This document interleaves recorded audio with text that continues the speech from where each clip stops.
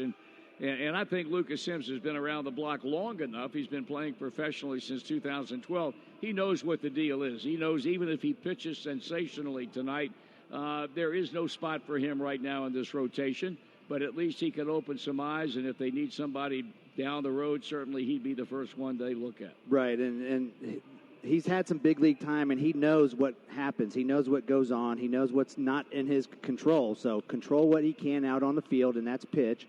And if there's another opportunity, you keep pitching well at AAA, and he'll be the first one back up. It'll be Kevin Newman to lead things off for the Pittsburgh Pirates. You noted the absence of Joey Votto from the lineup. When he didn't play the second game last night, a lot of people assumed, myself included, that he was just getting a day off. That was not the case at all. He had a hamstring discomfort last night. They kept him out of the game. They had hoped to have him back today. That's not the case. But he was not placed on the DL, and that's a good thing. The first pitch presented by Belterra Park, Cincinnati. One amazing place to play. It's a strike, and this game is underway. 87 blistering degrees here at game's beginning at Great American Ballpark. Kevin Newman down a strike, and this one is in the air and out of play. And quickly he's in a hole at 0-2.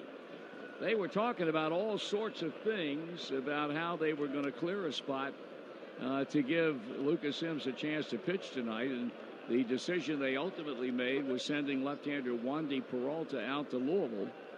That's a swing and a miss and a punch out on 3 pitches to start things off for Lucas Sims, who'll go to work on right fielder Gregory Polanco.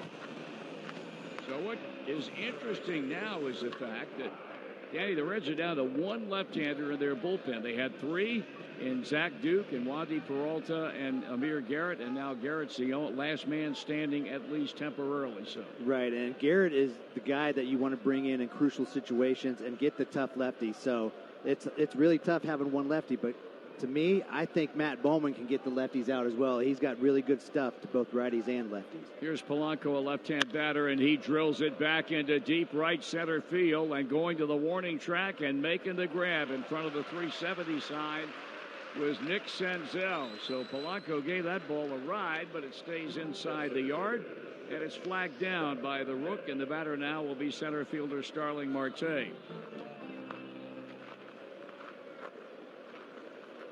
I think the 1 left-hander situation will be addressed in rather short order. I would suspect that Zach Duke will be coming off the disabled list very, very shortly, that we get him back to 2.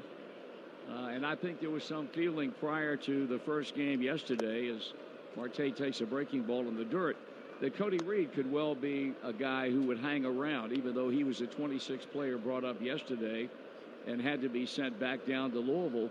But he sustained an injury last night, a strained medial collateral ligament in his left knee, I should say, yesterday afternoon. And he may well be out for up to 3 weeks. They don't expect that he will have any baseball activity for 10 to 14 days, and then it would probably take about a week or so after that. So it could be upwards of 3 weeks before Cody Reed comes back. And he's been placed on the Louisville injured list. 2-1 the count on Marte with 2 out here in the top of the first inning. And that pitch, a swing and a miss. Even the count at 2 balls and 2 strikes. Our plate umpire, Jeff Nelson. He's a crew chief. Corey Blazer at first. Laz Diaz at second. And Jensen Biscotti, the umpire, at third. Trying for the 1-2-3 start is this native of Lawrenceville, Georgia. And it's fouled straight back by Marte. And another guy you're talking about not having many lefties back down there is Jared Hughes out of the bullpen. Could easily get lefties out. They're 3 for 24 off him on the season already, so he's a guy that can definitely get left-handed batters out. Coming back with a 2-2 pitch, and it's hit in the air, shallow. That could be a problem, and it drops in front of Senzel and then kicks behind him and heading to second and out. Great tag at second base, and I would imagine Clint Hurdle might want to take a look at it, but it was an outstanding tag by Jose Iglesias on a bang-bang play at second, and I guarantee you Marte thought that baby was chalked up. But it'll be a single, and it will be an out at second. Who made the throw? Puig made the throw. Yasiel Puig made the throw, and the clear-cut tag means out at second, and the inning is over. We go to the bottom of the first. No score on the Cincinnati Bell Reds Radio Network. Visual, security, digital signage, and network solutions. This is Brian Keys, the Reds VP of Technology. I know firsthand Norcom's quality. Visit nor-com.com. Klosterman is partnering with Folds of Honor again this summer. Your purchase of any Klosterman honey, bread, buns, or rolls will help award scholarships to local spouses and children of America's fallen heroes. Look for specially marked Klosterman packages at your local grocer. He asks the hard questions. You get to hear the hard answers. Scott Sloan, tomorrow morning at 9 on 700 WLW. We go to the bottom of the first inning. Nick Senzel hacking on pitch one from Jordan Lyles and fouls it off. And now he comes up and in. Lyles does with a breaking ball. He is 4-1 lifetime with a 4.12 ERA in his sojourn through the roads of Major League Baseball. That pitch a called strike, and really it seems like after years and years and years coming up through the Houston organization years ago initially and looked upon as one of the bright lights in their entire organization, it really never worked for him. But to come to the Pirates and pitch the way he has so far this season has been very impressive. 5-1 with a 281 earned run average, making his 10th start. And the league batting a rather meager 211 against him. He's got a 2-2 count on Nick Senzel pitching and a strikeout swinging. Or was the ball? Yep. Plate umpire Jeff Nelson had to make sure that Diaz hung onto the baseball, which he did. And Senzel continues to strike out at a very, very high rate. That'll bring up Jesse Winker with one away in the scoreless game in the first inning. Western and Southern Financial Group wants to strike out cancer all season long. Every time a Reds pitcher strikes out a batter, Western and Southern will make a donation to the Barrett Cancer Center. As Western and Southern says, when it comes to fighting cancer, we are all in this one together. Melky Cabrera, meanwhile, apparently had a problem with the glove he was using and raced back toward the third base dugout to be met there with another one. So all systems are go again. Lyles checks his defense and now directs his attentions back toward the plate and left-handed batting Jesse Winker.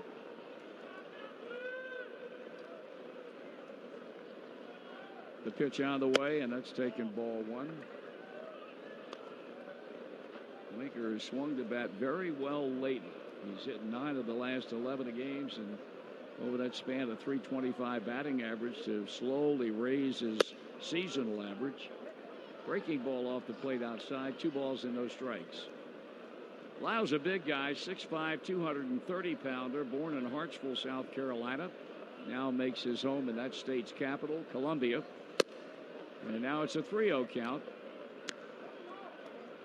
That start he made against the Reds back on the 4th of April, a game the Pirates won 2-0. He worked 5 innings and pitched 3 hits, shutout baseball. And a call strike, 3-1. Eugenio Suarez waiting in the on-deck circle with 1 out. Lyles studies Diaz and pitches to Winker. And he pops him up. Left side, short left field. Cabrera coming, and in bright sunshine, he'll make the catch. 2 out.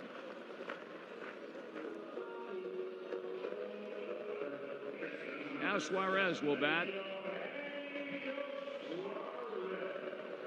Tied for 9th in both home runs and runs batted in the National League, 14 and 39 respectively. Brings to the plate a very respectable .279 batting average. They shift to his pull side, which is the left side of the infield. Settles in and waits. And Lyles with a wind-up in the pitch, and that's in for a call strike. Lyles not a guy who will regularly give up home runs. In 51 and a third inning of pitching, he's given up only 4 all season long. A 1-ball, 1-strike count.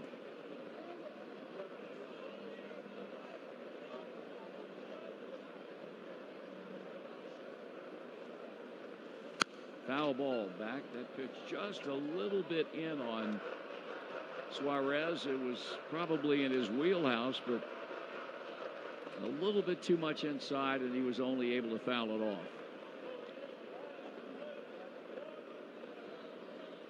Kicking the pitch, and it's swung on and lifted out of play.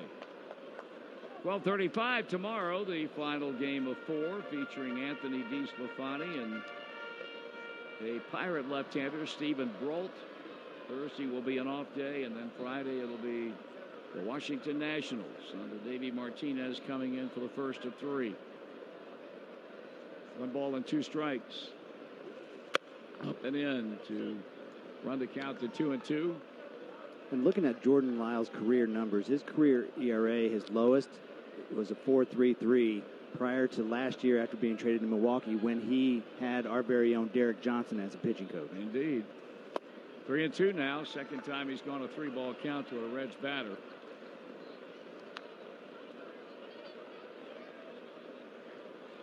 Suarez climbing back into the box. Lyles straight up on the pitching rubber, seeks out the sign and in with a payoff pitch. And he walked him. That baby took a lot of courage to take that pitch.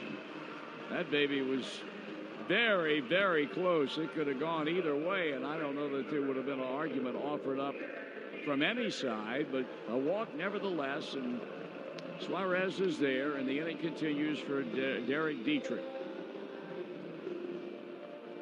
Now, we don't know whether anything will happen tonight, but he certainly stood and admired that long home run he hit last night late in the second game of the day-night doubleheader. Of course, got him into trouble when he did it in Pittsburgh when he hit 2 in one game, and they retaliated as most teams will. Instead, the first pitch, a changeup, and he ties Derek Dietrich in knots as he swings and misses. Two clubs over the last dozen years or so have a history. That's high and inside a ball.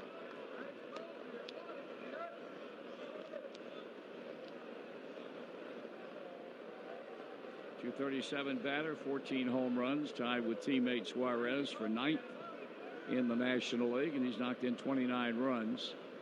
The 1-1 pitch. And that's at the knees for a called strike. Close enough for him to start around, but then he thought better of it and checked the swing, and it cost him. 1 ball and 2 strikes.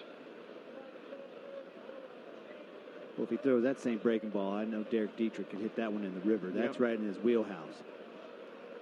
Ready now with a 1 ball, 2 strike delivery. And that's low. He watches that baby all the way into the mid of Diaz. And the count evens at 2 balls and 2 strikes. I feel right now the Sun Field in this late afternoon / early evening in Cincinnati. The right field area completely engulfed in shadow, and you can go in and out in center depending upon finding the shadow of a light standard. Swung on, ground ball, backhanded by Josh Bell, and he'll go to the bag for the putout, and that takes care of an uneventful start for the Reds offense. No score at the end of 1 on the Cincinnati Bell Reds Radio Network. Well, we have nothing after an inning of baseball, and young Lucas Sims, all 25 years old of him, goes back to the mound where he'll get Bell, Cabrera, and Moran, and you here on the Reds Radio Network get the man from MLB.com, and that will be Mark Sheldon. Mark? Marty, I got something to tell you. I hope this is worthy of my time. It may not be, but the older I get, the more I hate to waste time. Well, I hope I don't get a lot of abuse for this, but I actually had a dream about you last night. Oh, gosh. Family show here, Mark Sheldon. No, it was a clean dream. We were grocery shopping together. Yes. Which is odd enough. Line drive Fowler, right? It was probably a Kroger who you sponsored. I'm sure it was. And you asked me to reach into this cooler to get you what was in there, and it was Miller High Life. Yeah, that's which is you. But then when I gave it to you, it was Miller High Life ice cream, and you were not happy with me. I wasn't. You were like, I want the beer, not the ice cream. And then I woke up. Here's a high fly ball hit to right field, and Puig will wait for this baby to come down. That baby's high enough to draw rain, and Puig makes a catch and a big out there. Anytime you can retire Josh Bell. Now, had that been a cooler full of Tangerine gin, that would have been different. Been all over that. Yeah, you didn't want the Miller beer ice cream. The Miller beer ice cream, that doesn't quite work. As good as beer is, it wouldn't be good ice cream. No, it would not. Well, nobody would know better than that than you. Mark Sheldon. Here's Cabrera, and the first pitch is a strike. Now we got that dispensed with. Was that worth your time or no? Not really. I found it rather humorous because, like most dreams, they're nonsensical. Here's a ground ball foul at first. My whole life is nonsensical. Nonsensical. Yeah, you like that? Love it. That's a legitimate word. Yeah. Nonsensical. Yeah. It took them forever to decide how they were going to make a spot on the 25-man roster for Lucas Sims. Yeah, some stuff was moving around. They wanted to check Joey Votto, who has a tight right hamstring, and make sure that wasn't more serious, and it was not. So they, in turn, sent down Wandy Peralta. Strikeout swing in Cabrera. That's second for young Sims, and he'll go to work now on third baseman Colin Moran. And then on a side situation, Cody Reed hurt his left knee, MCL, and even though that's separate from as far as a DL move, he gets to go on Louisville's DL instead of the Reds one. But I think they just wanted to see what their situation was, and then once they figured that out, it was Peralta getting sent down. He has options left. Mark, that reduces their ranks among left-handed relievers to only Amir Garrett. I would think that would be temporary, though. Zach Duke's got to be close to coming off the DL. That's what they think. They think that he's only going to miss the minimum amount of days, which is 10, and that they could have him back. So that's one possibility, yeah. And, you know, Danny made a good point as Moran swings and misses 0-2. They got a couple of right-handers down there that get left-handed hitters out as well as left-handers. I mean, David Hernandez can do it. I'm sure Jared Hughes can do it. Right, correct. I mean, at the same time, you want it to be a temporary situation. Certainly. But totally. Not like you're in dire straits. That's a rock and roll group. I know them. You knew that, didn't you? Swing and a miss. Sultan's a swing. Now I hear you talking, Bubba. Now we're getting that down. Pick up your choice of a camp chair or 30-ounce tumbler while supplies last at Rule King, America's farm and home store. 0-0. Yasiel Puig opens the second for the Redlegs, and it's 1 ball and no strikes. He hit the second of back-to-back home runs last night. He hits a very high fly ball into somewhat shallow right center, and they will defer. They meaning all of Gregory Polanco to Starling Marte. The center fielder makes a catch, 1 out. Time now for our Cincinnati Bell trivia question of the game. Text the word vote along with your answer of A, B, or C to 66128 for your chance to win a pair of tickets to the Reds Hall of Fame and Museum, $25 Skyline Chili gift card, a $25 Dunkin' Donuts gift card, free haircut from Great Clips brought to you by Cincinnati Bell, connecting what matters. Here's Iglesias, and he pulls it there by third down the line and left. In pursuit, Melky Cabrera. On his way to second base is Iglesias. He'll take the turn, and he will come into third base sliding, and that's a 3-base hit. Melky Cabrera had all sorts of problems getting a firm grip on that ball down in the left field corner, and Iglesias on top of it from the get-go, never broke stride as he rounded second and rolls into third base, and that's his second 3-base hit of the season. One of the most iconic players in Pirates history, Danny Graves. That would be Hall of Fame shortstop Hannes Wagner. Played 21 seasons in the big leagues, 18 of which were spent in a Pirates uniform. What other major league team did Wagner play for during his career? Was it A, the Hartford Blues? Was it B, the Louisville Colonels? Or was it C, the St. Louis Cardinals? That's got to be C, St. Louis Cardinals. St. Louis Cardinals is your answer. That is my answer for now. Now, if you miss this one, you're going to be asking me tomorrow. No, you missed 2 in a row, and we'll see you later. Wait, did I get last night's? Are you sure, Tommy? Tommy says I didn't get it. So actually, you missed 2 yesterday. You should have been answering. You should have been asking this of me, but I give you a break. Tucker Barnhart, a high chop. That's going to get a run in, fielded by the pitcher behind the mound, and he throws on to first. So it had a whole boatload of air under it. Might have been off the plate. And by the time that Jordan Lyles could backpedal and field the ball on the fly behind the plate. He had no chance at all of getting getting Tucker Barnhart or the runner at home plate, and it's 1-0 Reds here in the bottom of the second. So not the Hartford Blues, not the Louisville Colonels, but the St. Louis Cardinals. I'm going to stick with the St. Louis Cardinals for now. I got you covered. Something might come to mind in a little bit. I'm good for it. Swung on, foul back.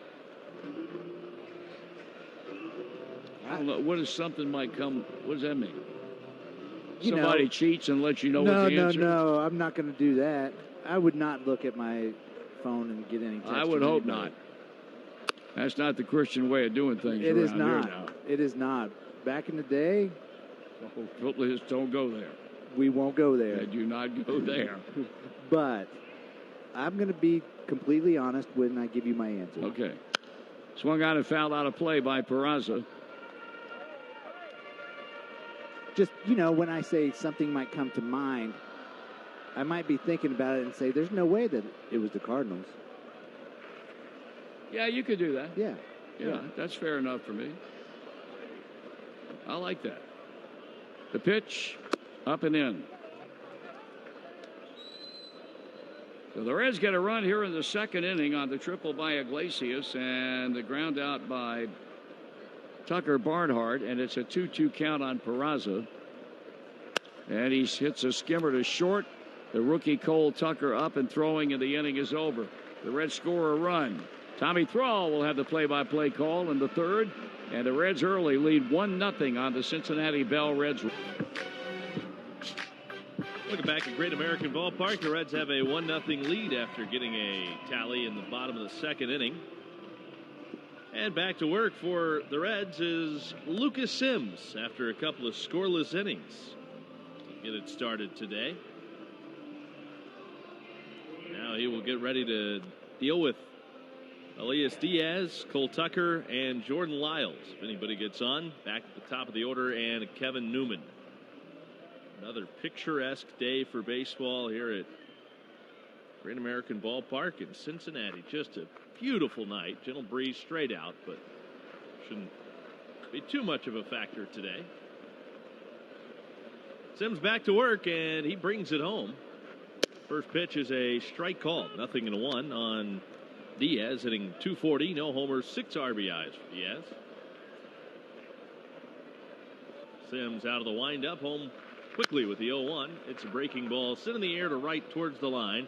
Over is Yasiel Puig, and nonchalantly he'll make the catch for the first out of the third. One away now, Cole Tucker.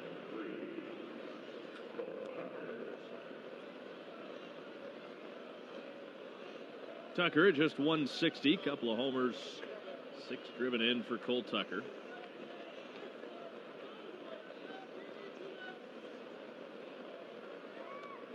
Lucas Sims joined the Reds last year as a September call-up. He came over from the Braves.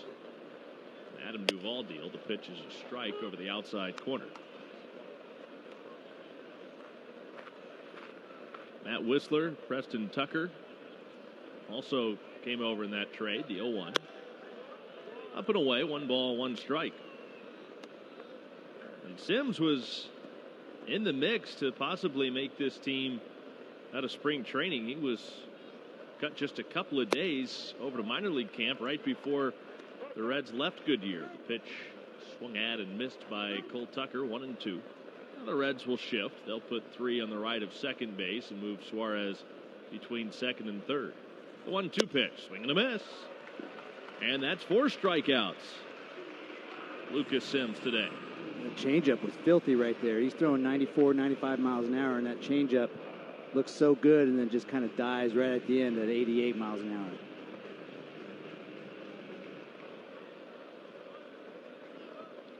Two men are out for Jordan Lyles. Lyles is just 1 for 15. And the pitch in there for a strike. One time through the lineup, 9 batters faced, 8 first pitch strikes. That ain't bad. Off the inside corner, and the count is even 1 ball, 1 strike. And that's being aggressive, and that's what you love to see out of your starting pitcher. Especially a guy straight up from AAA. And the 1-1 pitch. Breaking ball drops in there over the outside corner. 1-2.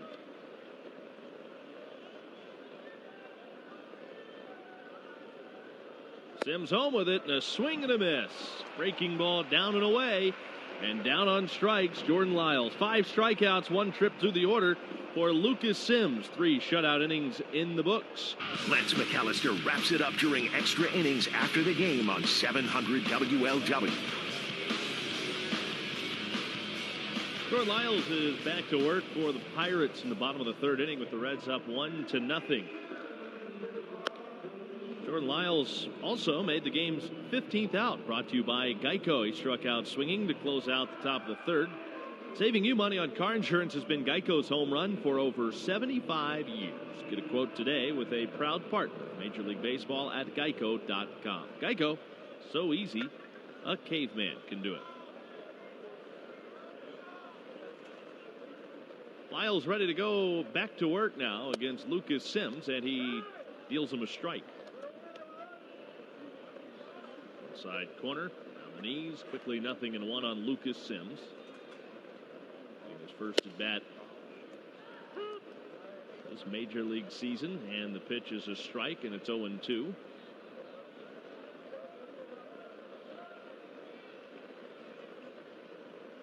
The 0-2 pitch. Swing, and that's a tap foul at the plate. Still 0-2 on Lucas Sims. Get some at-bats down in AAA. How was he hitting in AAA? That good, huh? Yeah. So I was looking up his major league stats as a hitter, and that good, huh? What? Swing and a miss. He's down on strikes. You know, his swing, it looks very hitterish, but now he's 1 for 18 in his career. It'll get you. It's okay, man. Just keep on dealing out there. Yeah, I mean, that's not what he's there to do. No. Back to the top of the order, Nick Senzel. He struck out his first time up. Jordan Lyles coming off kind of an interesting outing. His last start, he pitched against the Rockies. Worked 5 very clean innings against Colorado on Thursday, and then just imploded in the 6th inning. And he deals low and outside for ball 1 to Nick Senzel. Gave up 6 runs in the 6th. Couldn't get out of the inning. Pirates still got him off the hook. They won that game 14-6. And he got the win. He did. Living right. You don't have to guess where that game was played. 1 ball, 1 strike on Senzel as Lyles faces Senzel, and the 1-1 pitch. Breaking ball stayed high. 2 balls and a strike. Pirates have really played well behind Jordan Lyles this year. They are 8-1 in his starts. The 2-1 pitch. That's a strike, outer half. Well thrown to Senzel, and the count is even. 2 balls, 2 strikes. Well, the offense is living right when he's pitching. 14 runs, 5 runs to start before that. 5, 6 runs. So Not he's getting bad. some support. The 2-2 is low and inside, and the count fills up on Senzel with the bases empty and 1 man out. The 6 earned runs you mentioned made his ERA jump up to 2.81. So imagine how great he was pitching prior to that. I mean, lights out before that disaster, and the pitch is spoiled foul over by the Pirates dugout. It's been an interesting ride for Jordan Lyles. Already talked earlier about how it just really hasn't materialized after at one time being one of the Astros' top prospects. He was a supplemental first-round pick of the Astros originally, the payoff. Senzel fouls it back. And he's bounced around a little bit since then. He's played with the Rockies, Padres, last year with the Brewers, and now the Pirates this season. He was signed in December following the 2018 season and signed a deal with Pittsburgh. And there was some question whether or not he would even make the rotation out of spring training. He's turned into one of their most reliable starters. Senzel pops up the 3-2 right to Josh Bell behind first base. To make the catch, and now 2 gone in the 3rd. Well, Jordan Lyles mentioned all the teams that he's played for. He's been a starter. He's been a reliever. But I'm convinced this is not a coincidence. He finished last season with Milwaukee and Derek Johnson. And Derek Johnson gets pitchers to pitch at their best. He finds ways to get them to feel confident about themselves and to get their stuff to work for them. And last year was his best year, 3.31 ERA, and this year he's already off to a great start with a low ERA and a lot of wins. He was claimed off waivers by the Brewers in August and struggled a little bit his first few outings. Winker takes down and in for ball one, and then, as you mentioned, after working a little bit with Eric Johnson in Milwaukee, he closed out the season with 8 straight scoreless appearances out of that Brewer bullpen, spanning 10 1/3 innings. Pretty good way to close out your season. And no home runs given up. The 1-0 pitch. Winker rockets a line drive, sinking quickly to center, but not quick enough. Starling Marte comes racing in to make the catch, and the Reds are down in order in the third. On to the fourth. It's still the Reds 1. Get you there. Reds have a 1-run lead as the Pirates come to bat in the top of the fourth inning. They have just 1 hit, but Lucas Sims has faced the minimum through 3 innings. He has been awfully good today, Danny Graves, and you talked about it. You pointed it out last inning when he worked to Jordan Lyles. First pitch strikes to 8 of the 9 hitters, and now 9 of 10 as he deals a strike to Kevin Newman. And it's not just like he's flipping a fastball up there to get ahead in the count. I mean, he's spinning everything, and that was a breaking ball. Now the 0-1, up and in, 1 ball, 1 strike. Yeah, and that gets hitters very uncomfortable, not knowing what's coming. They know one time through the lineup how aggressive he is, and he's pounding the strike zone, but they just don't know what he's doing that with. 1-1, breaking ball rolled over weakly on the ground to the shortstop. Iglesias fields and throws him out. Kevin Newman quickly erased to begin the fourth inning. During your next trip to the ballpark, visit concession stands. The Kroger meal deal, which includes a hot dog, a Coke, Mission tortilla chips, and during this homestand, Emerald Cocoa Roast Almonds. Be sure to pick up Emerald Cocoa Roast Almonds at Kroger stores throughout Reds country. And the command of his fastball is brilliant right now, and he's thrown the curveball and a slider, and he actually has thrown a changeup a couple times for strikes as well. So when you have 4 pitches for strikes, take your pick. The first pitch to Gregory Polanco is a fastball fouled off, strike 1. And you're talking about not just getting, a fastball over to get ahead in the count. I mean, you were mentioning that when you get a breaking ball over, that completely changes the whole complexion of an at-bat, because at that point, as a hitter, you don't know what's coming. The 0-1, check swing, foul, 0-2. Exactly, and right there, the first 2 pitches to Polanco proves that. The first pitch was a breaking ball down and in, and then that pitch was a 94-mile-an-hour fastball, kind of down the middle, but Polanco gave a little check swing like he wasn't sure if he wanted it or not. Right. So the discomfort is a big deal. The 0-2, swing and a miss, and I mean, Polanco just looked silly chasing that breaking ball down and out of the zone. That was a different breaking ball than the breaking ball for the first pitch of the at-bat, too. That's more of the 12-6 curveball down in the strike zone, a little bit slower with velocity. So, I mean, I can see why Polanco's looking silly. Lucas Sims has everything working right now. And he's making it look easy out there, too. 6 strikeouts for Lucas Sims. He works with nobody on and 2 out. Here in the top of the fourth inning as Starling Marte stands in, and the pitch to him. Swing and a miss. Fastball, strike 1. And the first pitch fastballs that he's throwing, they're not just right down the middle here, get yourself out. There's some effectiveness on it. There's some finish. He's hitting the corners inside and outside. The 0-1. Too high. 1 ball, 1 strike. But that too high, I'm saying that's for a purpose. That sets up either this pitch or the pitch after. His 1-1 is fouled straight back, and it's a ball and 2 strikes. And again, he went back to the fastball. And that one was a little bit away on the black, outer third. Looked like a good pitch to hit, but Marte's timing was there, but he wasn't able to square it up. Marte out of the box for a moment. I mean, he looks as though he's trying to figure out what in the world is he going to throw here. And here comes the 1-2, and he buried a breaking ball. Marte laid off.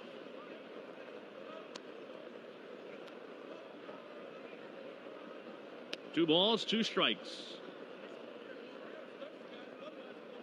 Sims has been working quickly, and he's home with the pitch. Swing and a miss. He struck him out. That's 7 for Lucas Sims. And he shuts down the Pirates 1-2-3 again. Third time. Morning at 5 on 700 WLW. Eugenio Suarez swings the first pitch and fouls it back for strike one. See if the Reds can tack on a few more insurance runs here. Just one run so far for the Reds on only one hit, but Lucas Sims has been outstanding. See if the Reds can give him a little cushion to work with. Jordan Lyles has been pretty good on the other side for the Pirates. Suarez takes low. 1 ball, 1 strike on Eugenio Suarez. He walked back in the first inning. One of only 2 base runners for the Reds through the first 3 innings, and now Lyles misses up and in. 2 balls and a strike.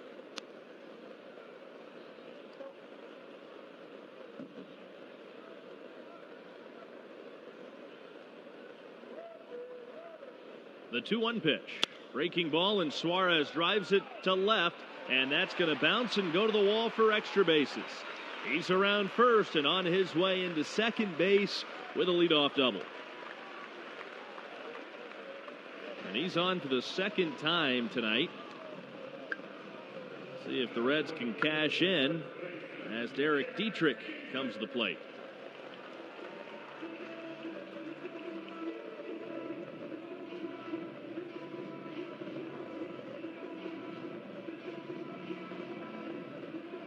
Dietrich talking about the home run that he hit yesterday, and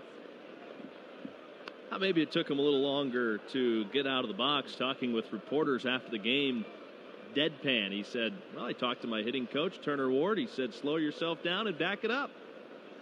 He said, so I slowed myself down and backed it up.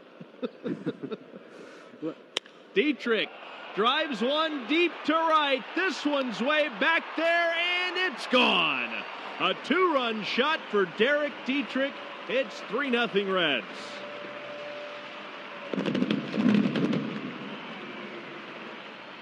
And just so people understand, I know they love this, what Derek Dietrich's doing. I love what he's doing. I don't mind the slow trot, but when he says Turner Ward told him to slow things down, it means just take a step back, wait for your pitch, and then drive it. And he did that. But, of course, since it's the Pirates, people are making a big deal out of it. I love the fact that he is standing there watching it and taking his time around the bases. MLB wants it to be fun, right? Let it be fun. He's just having some fun with the game of baseball. And he went on to say that. He goes, this game's supposed to be fun, and that's what we're doing. And now Yasiel Puig. And a breaking ball misses down and away. Derek Dietrich has taken over the team lead now with his 15th home run of the season. That's RBI's 30 and 31 for him, the 1-0.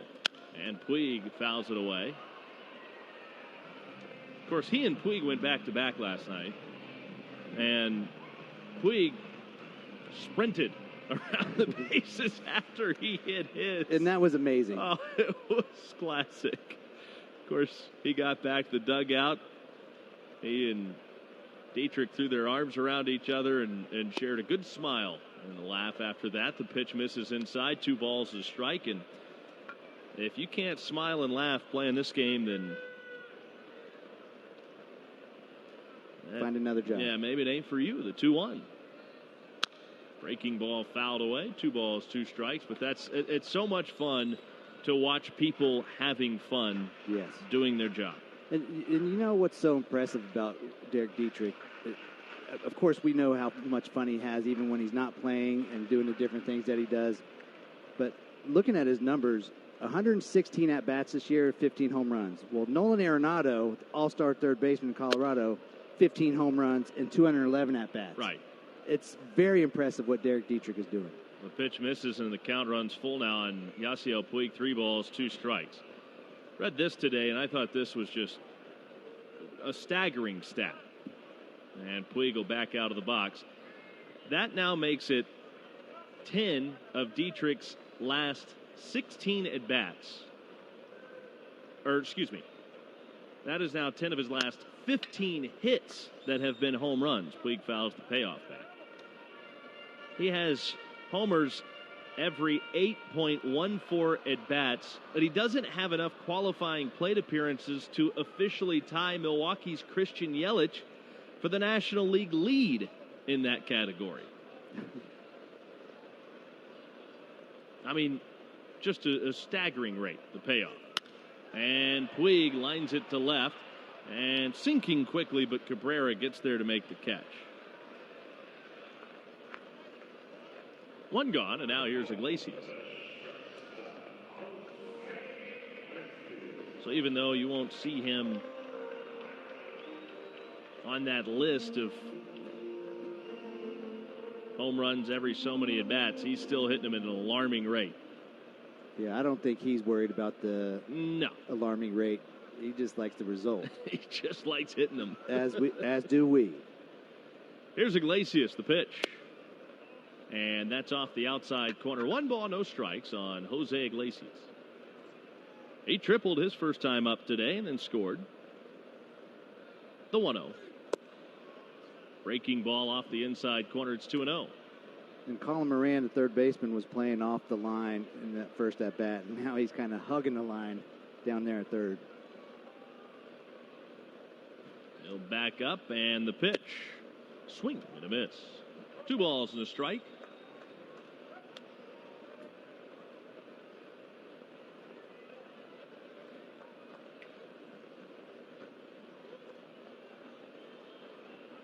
Lyles through the signs. He's ready now, and the 2-1 pitch. Rounded foul for the third base camera well.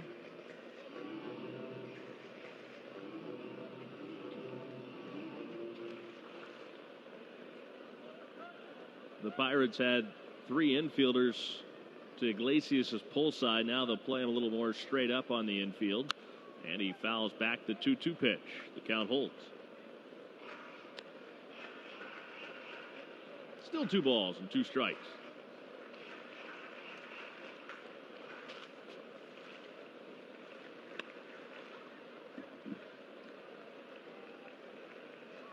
Right-hander against right-hander. Lyles brings it home, and it's popped foul to the right, out of play.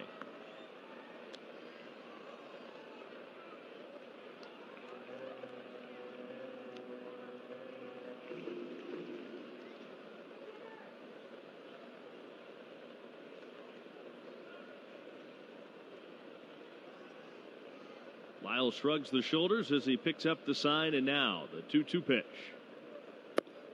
And it's a breaking ball that missed down and away. And it runs the count full on Iglesias, 3-2.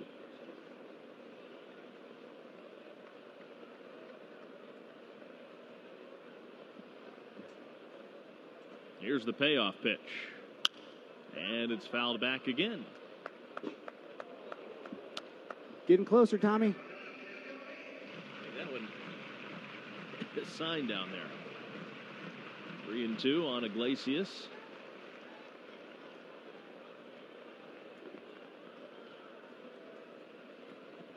Lyles back home with it. And that missed down and away. Ball 4. And 3 of the first 4 have reached in this 4th inning against Jordan Lyles. I'm talking about his last start when he was cruising along and then hit a wall. Well, here he is, really fighting it in the 4th inning. He gave up a leadoff double, followed by Dietrich's homer. And then, after a hard-hit line out to the left fielder, now a walk, and Tucker Barnhart bats. He was kind of cruising, even though he had the triple mixed in there from Iglesias in his first at-bat, still was cruising until this inning.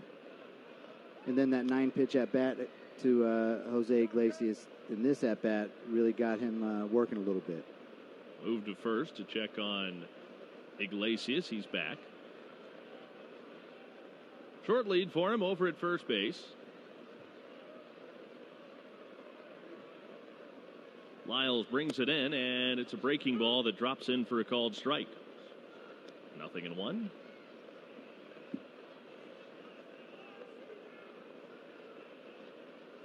And now all of a sudden, Lyles looking like he is experiencing some discomfort.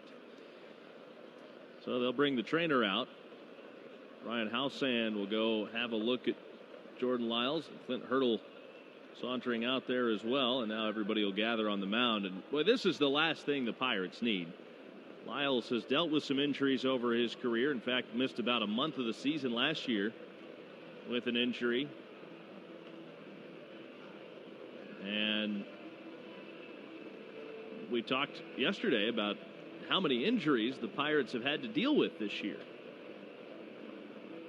It's very unfortunate if he does have to come out with an injury. I mean, not just for the fact that they have had so many guys. You never want to see somebody get hurt out there on the field in general.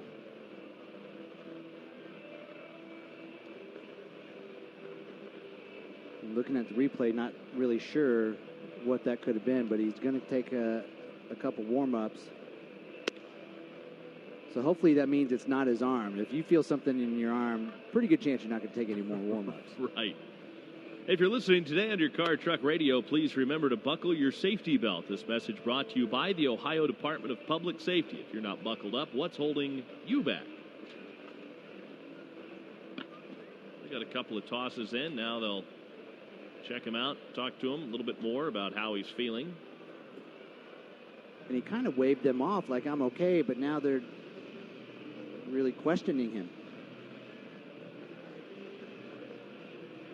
Glenn Hurdle trying to talk to him and basically say, hey, I'm not looking for, I would assume he's basically saying, I'm not looking for a hero here.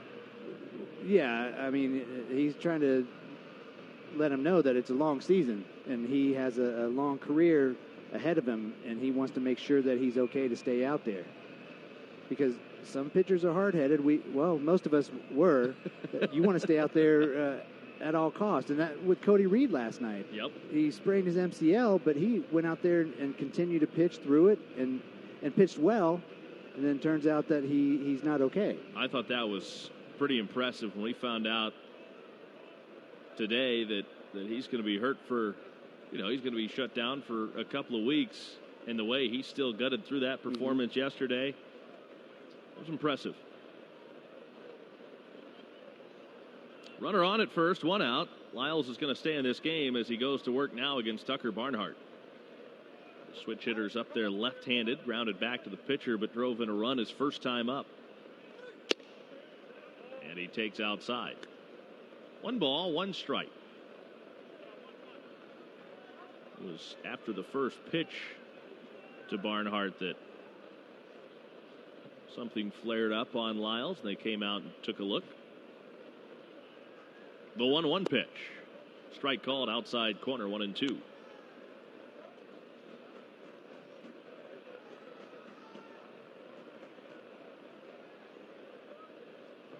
And again, we'll see the Pirates with the count shifting to 2 strikes. Shift to Barnhart's pull side. Swing and a miss, and he's down on strikes.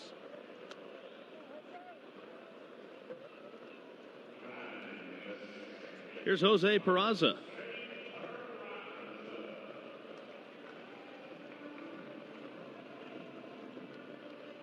One on, 2 outs. The Reds have scored 2 in the 4th inning and now lead it 3-0 as Peraza bats.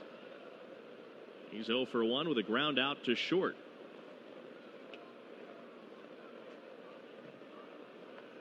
Lyles delivers a strike over the inside corner, and it's 0-1.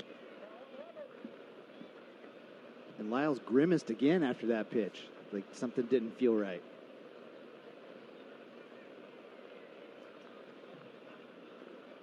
The 0-1. Ground ball headed for third. Scooped up by Colin Moran. He'll throw to first on a bounce, and it's picked by Bell for the out. And the inning is over. The Reds, though, get 2 on a Derek Dietrich 2-run home run. His team leading 5th. 966.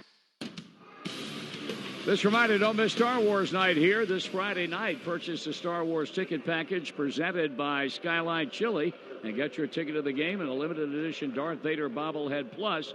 Don't miss characters from the film series as well as a post-game fireworks show set to a Star Wars themed soundtrack. For tickets, visit reds.com/themes. That's this Friday night, opening game of 3, Reds against the Washington Nationals. Here's Josh Bell leading off the top of the 5th inning. Lucas Sims working now with a 3-0 lead in the first pitch. A high change that swung on and missed. Bell led off the 2nd inning and flied to right. Lucas Sims has now retired 9 batters in a row since Starling Marte's 2-out single in the first, in which he was thrown out trying to stretch it into a double, which means that through 4 innings, Lucas Sims has faced the minimum. He's worked against 12 batters, 7 of which he has struck out. And now with a bit of a bigger comfort zone for this right-hander from Georgia, as the breaking ball hangs high and outside, and the count goes to 2-1. And the only base runner / hit that he gave up was Starling Marte, you mentioned, and that was not a first pitch strike in that at bat. Every other at bat, first pitch strike. Well, now he's behind in the count to 3-1 on Bell, with Melky Cabrera and Colin Moran also due up here in the inning. Needing a strike, Bell looking for something to do damage with, and he can only foul it off, and it's a full count. It has been the kind of start for Josh Bell that no one could have anticipated. I mean, there's very little that he has done wrong, if any at all, as a matter of fact, in going forward with the kind of year he's had. And he lines one into right field, and that ball is going to be by Puig, hits off the base of the wall, and Bell will roll in standing up with a 2-base hit. Now, the price you pay for falling behind to the man who came into this game batting .340, that is his 19th double of the season, and we are exactly 2 months into the season today. So the second hit of the evening for the Pittsburgh Pirates, and the batter now will be left fielder Melky Cabrera, who was a strikeout victim back in the second.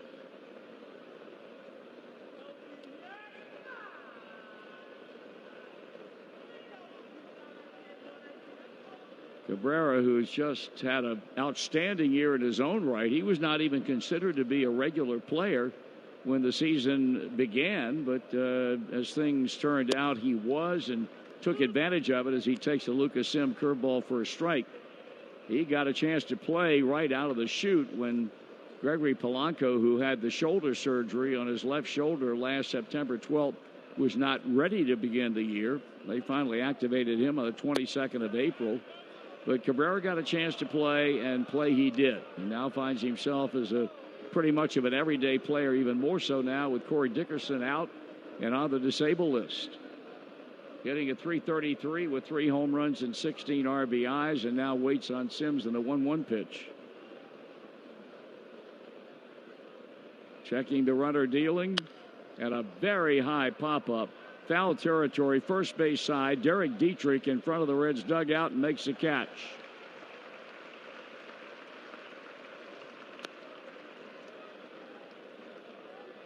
So 1 away, and here's Colin Moran.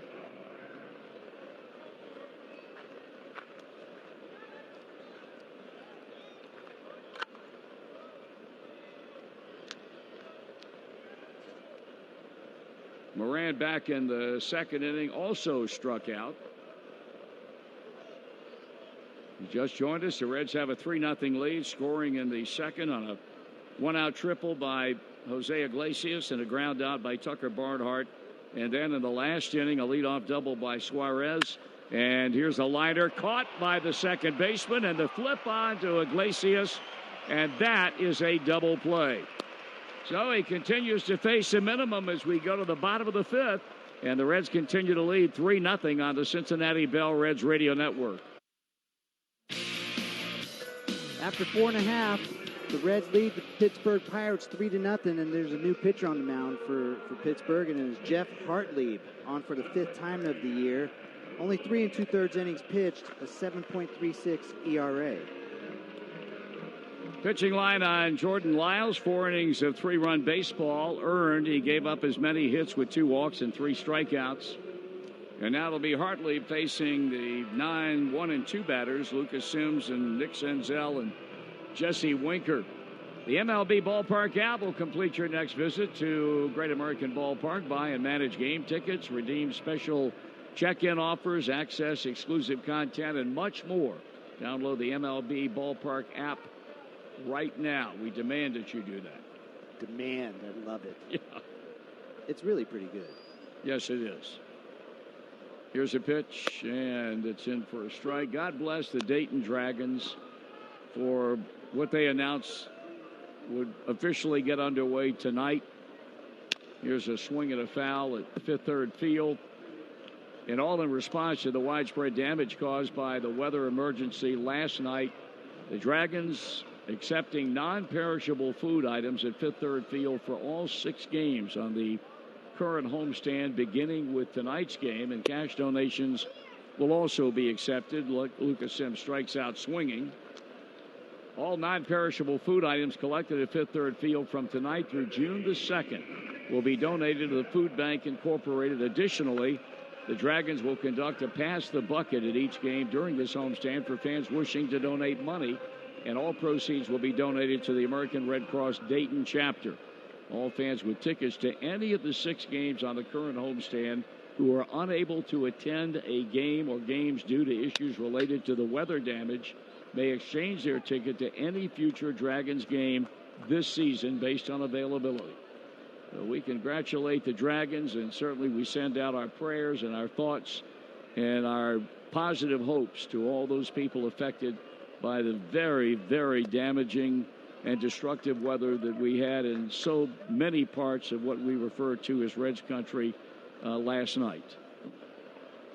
1 ball and 1 strike, the count on Nick Senzel, who was struck out and popped out. He has a high swing on a pitch up and fouls it off. Thanks to our pal Tom Nichols, who's the Director of Media Relations and Broadcasting for the Dayton Dragons. 1 out here in the bottom of the 5th. The Reds have a 3-0 lead.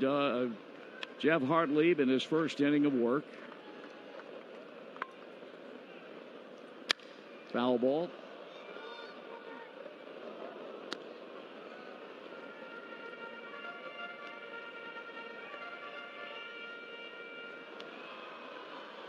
Jesse Winker waiting on deck as Senzel surveys the defensive landscape and climbs back into the batter's box. Very high pop-up over by the third base dugout.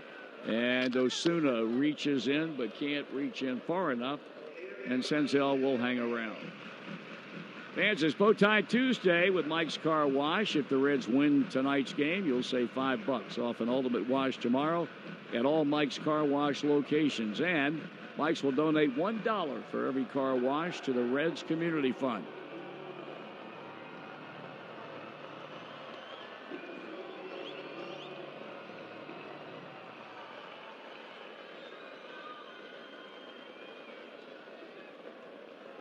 Hartlieb sights aside. Now the motion and the 1-2 pitch on the way.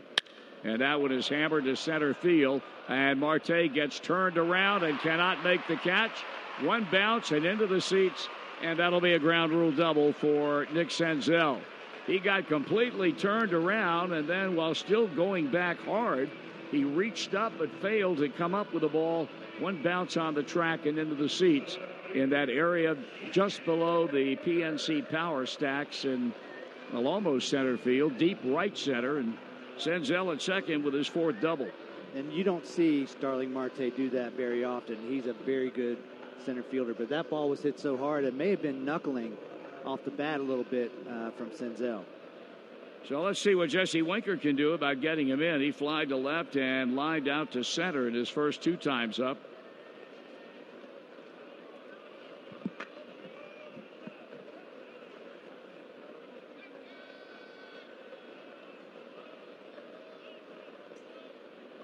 Here's the stretch and the pitch, and it's taken a little bit low for ball 1.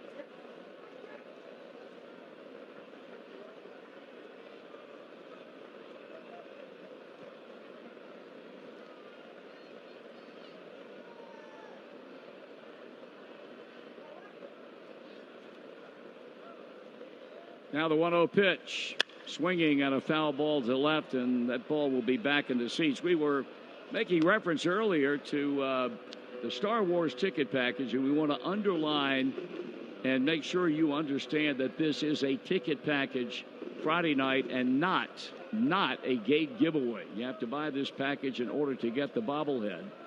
So don't come under the mistaken impression that if you show up, you're going to be one of those who gets the Star Wars Darth Vader bobblehead. That can't happen unless you buy the ticket package itself.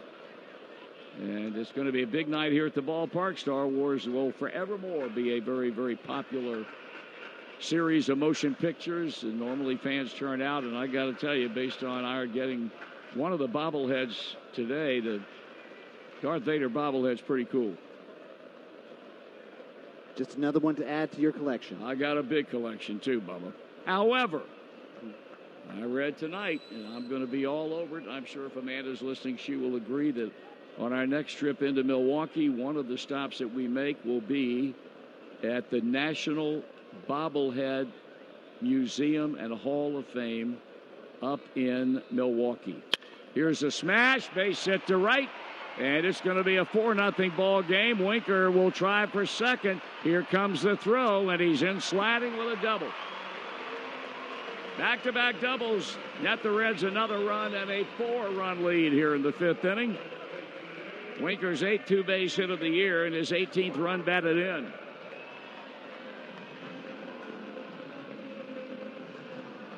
Actually, that article was in today's edition of the USA Today, and it is the National Bobblehead Hall of Fame and Museum. They have roughly 10,000 bobbleheads on display with a retail area with 500 bobbleheads on sale. I'll be like I would have died and gone to heaven. That's pretty amazing. It really is. And I thought I had a nice collection of bobbleheads, not nearly as many as you have. Well, I don't know. You might.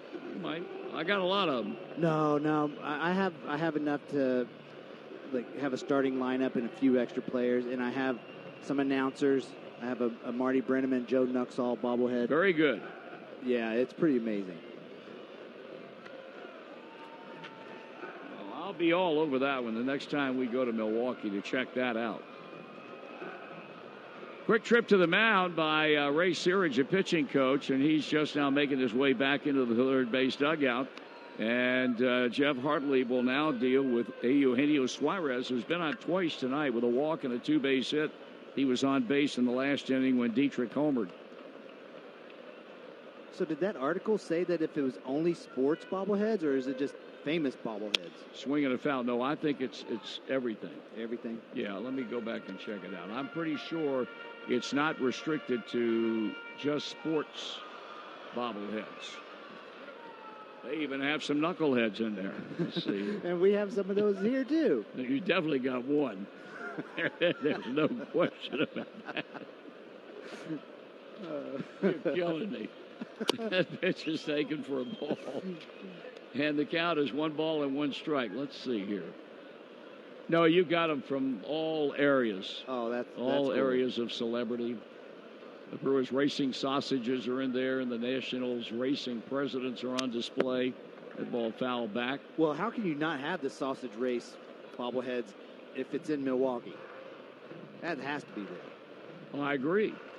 Some of the bobbleheads, the article says, are unexpected, such as those of Leonardo da Vinci, Martin Luther King Jr., Albert Einstein, and various popes. Wow. Some are fun. Remember the crying piccolo girl from Villanova during the 2015 NCAA tournament? We got one of her in there. Chris Farley's Matt Foley character from Saturday Night Live. That's pretty cool. Yeah. Wow, that sounds awesome. I'll be all over that. Well, fortunately for me, I'll be there with you. Well, in Milwaukee. We'll have a big time then, Bubba. They've always spoken highly of you in Milwaukee. I'm not even sure what to say about that. Derek Dietrich at the plate with 2 out, and that's a foul ball. Well, yeah, I was a knucklehead. That's probably what they said about me. No, I told you, that's reserved for one and one alone.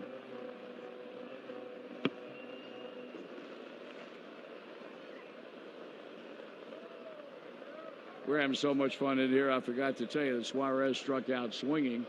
And Derek Dietrich, who hit a long home run to right his last time up, he swings and sends a drive back into right field. He's got another one.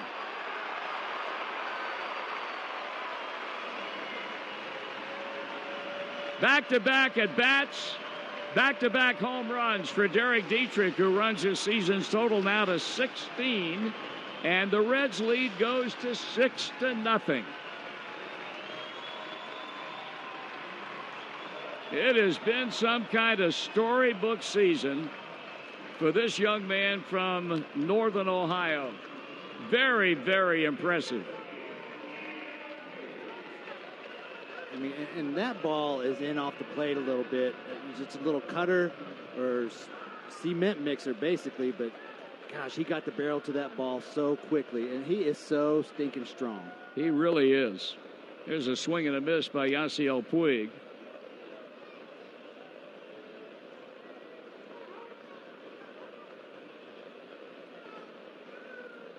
And I was with our boy Josh Sneed today at his store at Cincy Shirts down and over the Rhine. And, you know, they're selling the Derek Dietrich shirts, the ones that say "Let It Fly." And I asked him, how are those going? He said, they're going like hotcakes. People are buying them left and right. Do they get any better than Josh Sneed? No, they don't. He's something, boy. They don't. Josh took me to a nice restaurant. Then he took me to a donut shop today. Well, you like him because he picked up the tab. He wouldn't let me pay it. I'm telling you, he said it's a write-off. It's a write-off. Really? Yeah. Well, you just outed him right there. If anybody with we had a business meeting. Oh, you did? Yeah. Oh, I can't imagine what that was about. Here's Puig's pitch, and that's swung on, and that's hit into left center field. That's another hit, and he's good. Oh, he thought about it, and now he's got to hustle back into first.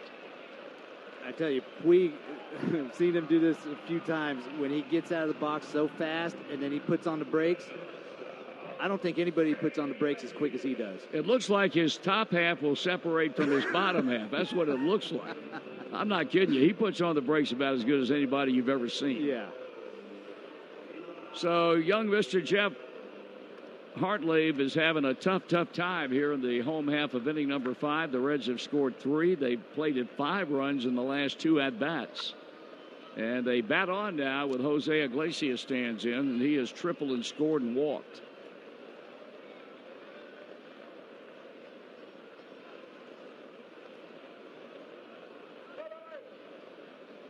A loss tonight by the Pirates would send them under 500 for the season.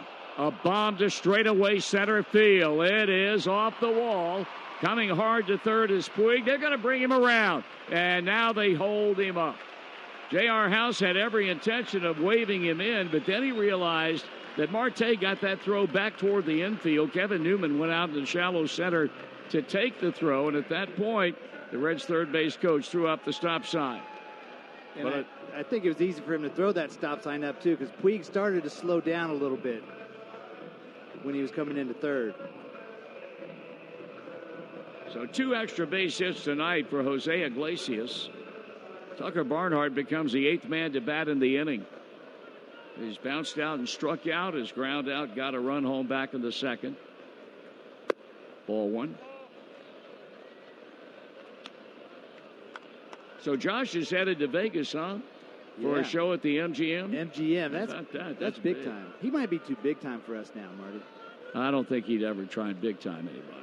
No, he wouldn't. He's a funny man. If you've never seen him, here's a line drive into center. That's a hit, and that'll get 2 more runs in. And the Reds now have a lead of 8-0. The throw down to second, not in time.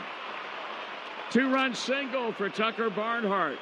And the hit parade continues here at Great American Ballpark as the Reds may well have blown this game wide open here in the bottom of the 5th. You say that with some small note of reservation because we've seen this kind of lead disappear this season for this Reds club. But, boy, they're just tattooing the baseball all over the yard tonight.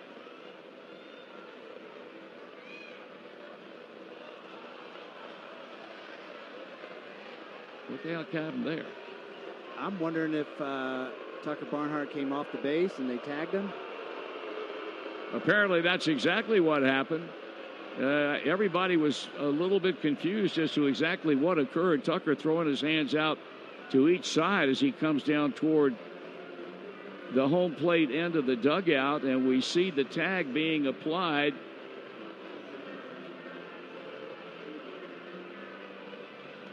And we're looking for, I guess that was a call that he was tagged when he came off the base, and that is. Wake up with the info you need from the guy you adore, me. Mike McConnell, tomorrow morning beginning at 5 on 700 WLW. The top of the 6th inning with Tommy Thrall and Danny Graves and our engineer, producer, and our spiritual leader and mentor, Dave Yiddy Armbruster. Marty Brenneman back, and we head to the top of the 6th inning. First, we'll tell you, Yasiel Puig has been taken out of the lineup.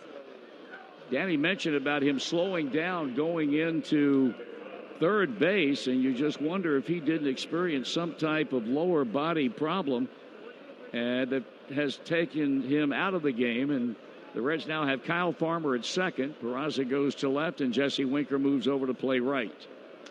First pitch is in there for a called strike to catcher Diaz, who flied to right in the third. And the play on Tucker Barnhart that ended the 5th inning for the Redlegs. Breaking ball strike.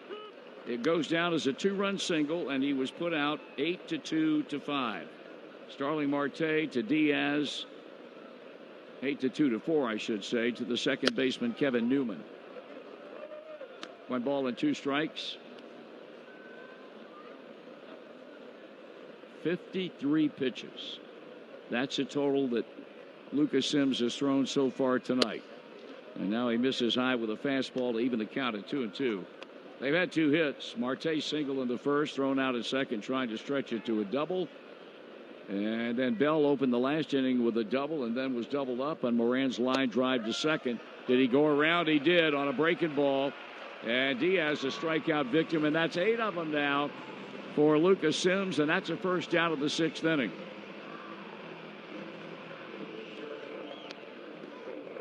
That is a career high. The 8 strikeouts for Lucas Sims. One of them came at the expense of Cole Tucker back in the 3rd inning. He stands in now to bat for the 2nd time, and he fouls it back.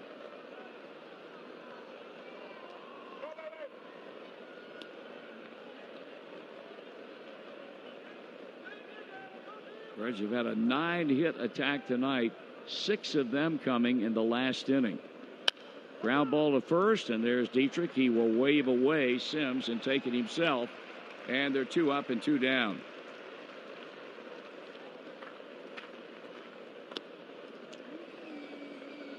That'll bring the third baseman Osuna up. He was part of a double switch in the bottom of the 5th inning. He'll stand in to bat with 2 out.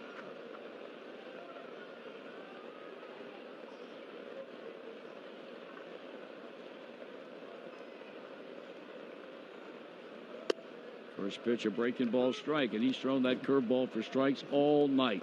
Marty, he's thrown everything for strikes. This is absolutely ridiculous how the rate that he's doing is. 17 first pitch strikes to 18 batters he's faced. That pitch is taken, another breaking ball, and again strike 2.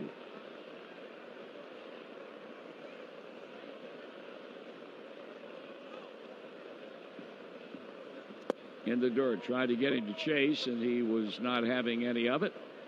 60 pitches total to this point, and 45 of them for strikes.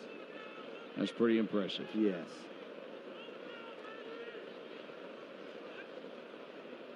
Now the 1-2 offering on the way, and that bounces up there. 2 balls and 2 strikes has not walked a batter, obviously, as he's 1 out away from facing the minimum of 18 batters over the first 6 innings. Analytics or not, if you throw strikes, you're going to have success. Correct. One of the basic tenets of this game of baseball and successful pitching. But now, after being ahead 0-2, he's not been able to put Osuna away.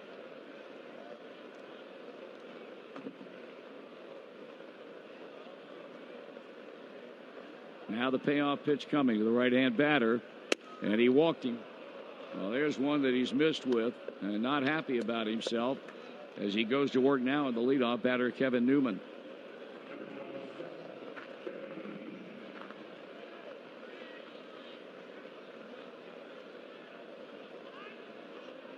Strikeout and a ground ball to shortstop. That's been the offensive story tonight for the Pittsburgh Pirates second baseman.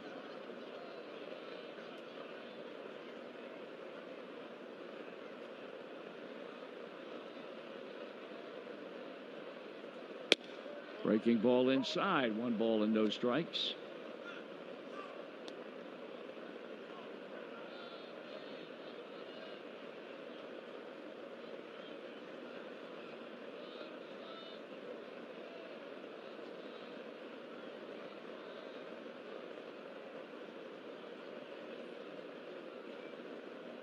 Kicks and pitches, and a swing and a fly ball hit back into right. Winker going back on it, draws a bead, makes a catch. Inning over. No runs, no hits, 1 left. 5.5 of the books, and the Reds right now having a big time of it with an 8-0 lead on the Cincinnati Bell Reds radio network.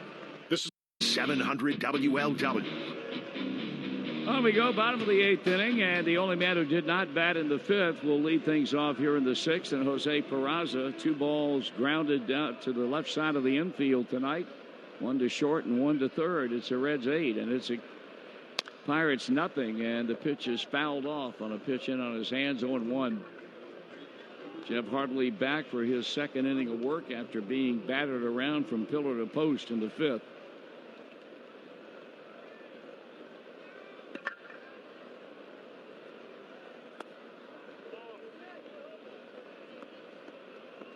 One ball and 1 strike. This is one of those games, and in particular, speaking about Clint Hurdle, I don't think he's going to go very deep into his bullpen tonight. This is a game that you will never articulate that we'll concede it. But until he sees something to make him think differently, he's not going to run pitcher after pitcher out there and throw good pitching after bad when he's still got another game to play tomorrow. In a day game at that. Exactly. That's ball 3. 3-1.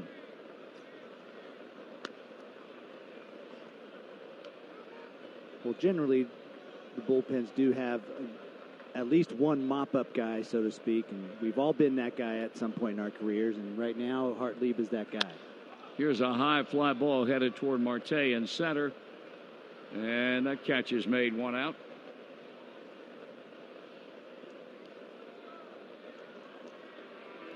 Lucas Sims, and he should receive a very warm welcome for his 3rd at-bat for the way he has dealt from a pitching perspective with this Pittsburgh ball club tonight. Tonight's game brought to you in part by your local Toyota dealer and the dynamic new Toyota Camry, America's best-selling car, is one of 12 Toyotas built in the USA. For all Toyota offers, go to buyatoyota.com. Strike. Well, how about this? Speaking of Toyota. Do it to me. Tonight's Toyota Tundra Home Run Challenge contestant is Kurt Lewis of New Carlisle, Ohio.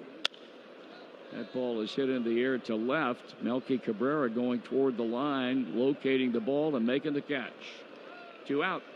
If a home run hit by a Reds player during tonight's game hits the Toyota sign located between the PNC power stacks, then Kurt will win a brand new 2019 Tundra, courtesy of your Cincinnati and Northern Kentucky Toyota dealers.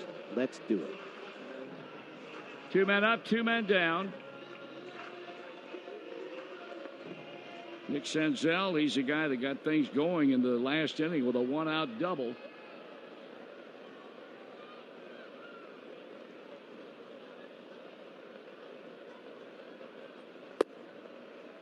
One ball and no strikes. And that was the double that Marte misplayed, spun around, and it makes you wonder if he makes that play, that whole inning might be totally different. That's very true. Swung on and hit to center field, and Marte will pick it off. And the Reds go quietly here in the 6th inning. Tommy Thrall is back, and the Reds have an 8-0 lead going to the 7th on the Cincinnati Bell Reds Radio Network. The guy with cred, who's level in the head, he's the man. Yeah, he's the man. I am the man. Yeah, he's the man. Scott Sloan, tomorrow morning at 9 on 700 WLW. Cheer on your Redlegs when they take on the Nationals in a 3-game series beginning this Friday. Presented by Kroger, 0 hunger, 0 waste. Enjoy Friday, enjoy a post-game fireworks show presented by your Cincinnati and Northern Kentucky Toyota dealers. Catch the action for as low as $12. Visit reds.com/150. Gregory Polanco will lead off the Pirates' 7th inning, and Lucas Sims deals outside for ball 1. And that is a rare first pitch miss tonight for Lucas Sims. Very rare. He's been dialed in. The pitch too tight. Look out. Polanco didn't like it. He does a little shimmy after dodging that fastball into his hip. Reds are up 8-0, top of the 7th inning. Once again, we see the Reds swinging the bats well. 8 runs last night, scored 5 runs in the first game yesterday. And Polanco turned on this one. He hit it a mile but foul. And it's 2-1. That offense finally starting to come around for the Reds, and then getting an excellent start from Lucas Sims so far tonight. 2 balls, 1 strike. He's allowed just 2 hits as he pitches here in the 7th, and the 2-1 is outside for ball. 3-1.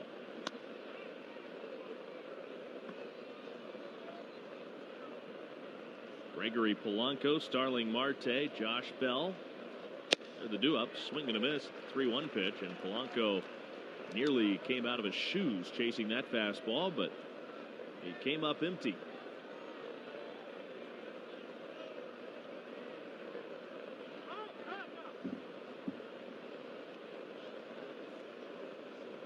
The Reds shifting to Polanco's pull side with Farmer standing in shallow right. The 3-2 pitch, swing and a miss. That's 9 strikeouts for Lucas Sims. And that is basically old-fashioned hardball right there. Rear back and see how far you can hit it, if you can. He continues to add to his career high. And now he'll tangle with Starling Marte. We like to say that he got Linda Ronstadted. Just blew by you. Here's the pitch to Marte, and that's a breaking ball in there for strike. 0-1. If it had not been for that term, you would have no idea who Linda Ronstadt is. Oh, come on, Tommy Thrall. I'm like 20 years older than you are. That's true. The pitch is up and away. The count is 1-1 on Starling Marte. I mean, that great 1999 Reds team that we had, you weren't even born yet. Careful. The pitch is a strike to Marte. 1-2. I wish I was that young. Feel that young sometime. I have to remind myself that I'm not. The 1-2. And that is lined to right center field, and that'll get down for a hit. Cutting it off in the alley is Senzel. He spins and throws, and the tag not in time. Marte dives in. That was a really fine play by Senzel. He cut that ball off on a hop in the right center field gap, and he just spun and threw a 1-hop dart right on target to Iglesias at second base, who slapped the tag down, and it was close, but not quite in time. Great call right there, but that's as close as you can get without throwing him out. And just to make you realize how good Nick Senzel is, he didn't even get everything on that throw that he could have. He was throwing that on the run, and that was amazing. That was a perfect throw. Just Marte's got too much speed.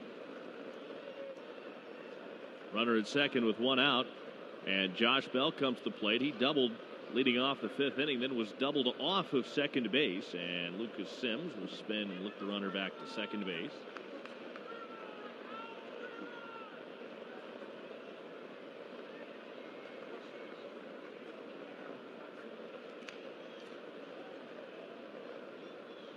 Sims comes set and deals, and Bell takes outside, ball 1. Gosh, that's really the first pitch of the game that Lucas Sims has missed badly. Right. Most of the ones that he's missed, he's been kind of around the plate.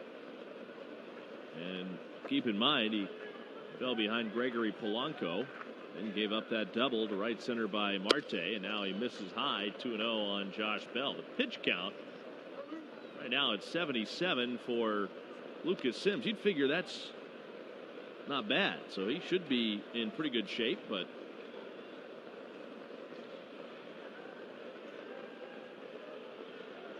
the 2-0 pitch, and it's a strike called on the outside corner. Now 2-1 for the first time. Really, we're seeing him have some degree of control issues. And the 78 pitches now, he hasn't had any stressful innings until now, if you want to even call this a stressful inning. So the pitch count to me is not an issue. 2-1 fouled back. 2 balls, 2 strikes on Josh Bell. He's hit safely, and now 8 straight games with his double his last time up. He's hitting almost .430 over that stretch. Is that good? Pretty good. Yeah, that ain't bad.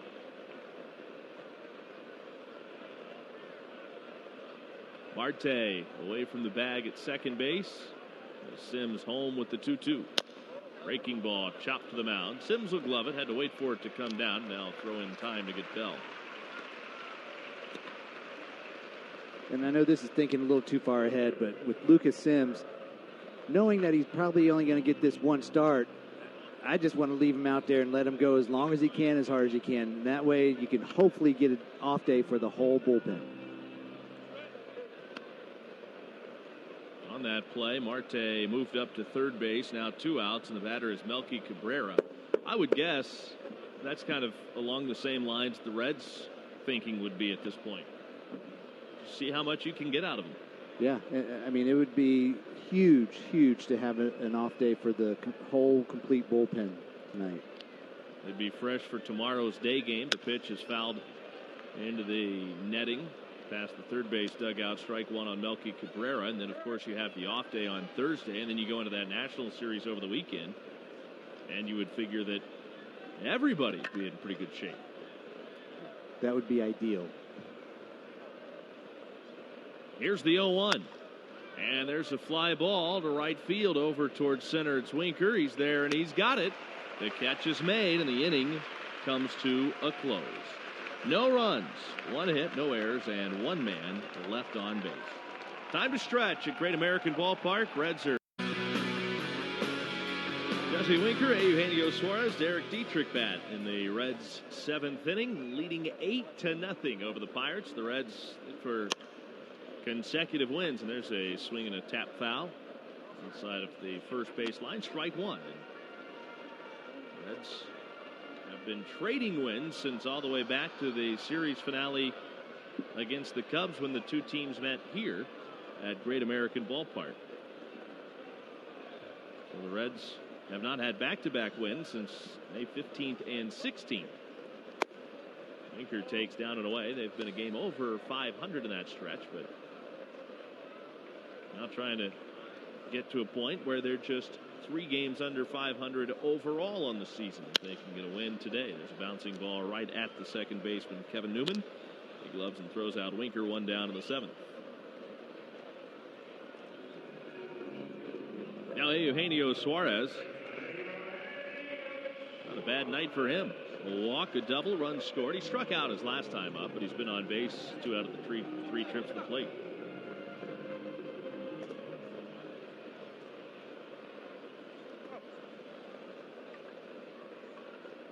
Jeff Hartley, he's just wearing it tonight for the Pirates. Still out there. Here in the 7th, the pitch.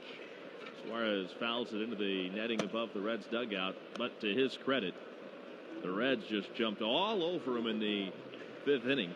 And then he bounced back and got a 1-2-3 6th. He's retired the first man here in the 7th. So he settled down a little bit. The 0-1. Going inside, 1 ball, 1 strike. And that's exactly what Clint Hurdle wants for him. Yes, it was a rough first inning, but settle down and just eat up these innings. And he has done that. The 1-1. In the dirt outside, 2 balls and a strike on Suarez. No indication that the night is over for Lucas Sims. He went back to the dugout. Business as usual. A lot of times you see the handshakes, pats on the back, things of that sort when a guy's day is done, but we did not see that when Sims got back.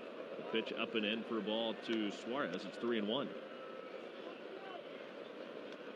So it would stand to reason that he'll be back out there again for the 8th inning.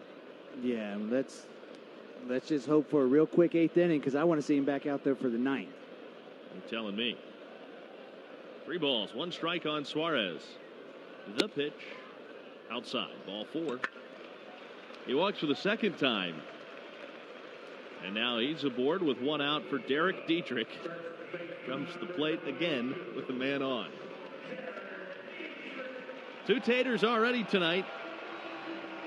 366 to right field in the 5th for his 16th home run after he belted one 392 into the right field seats in the 4th.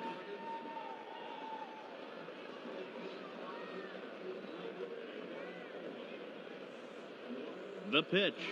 Dietrich takes down and in, ball 1.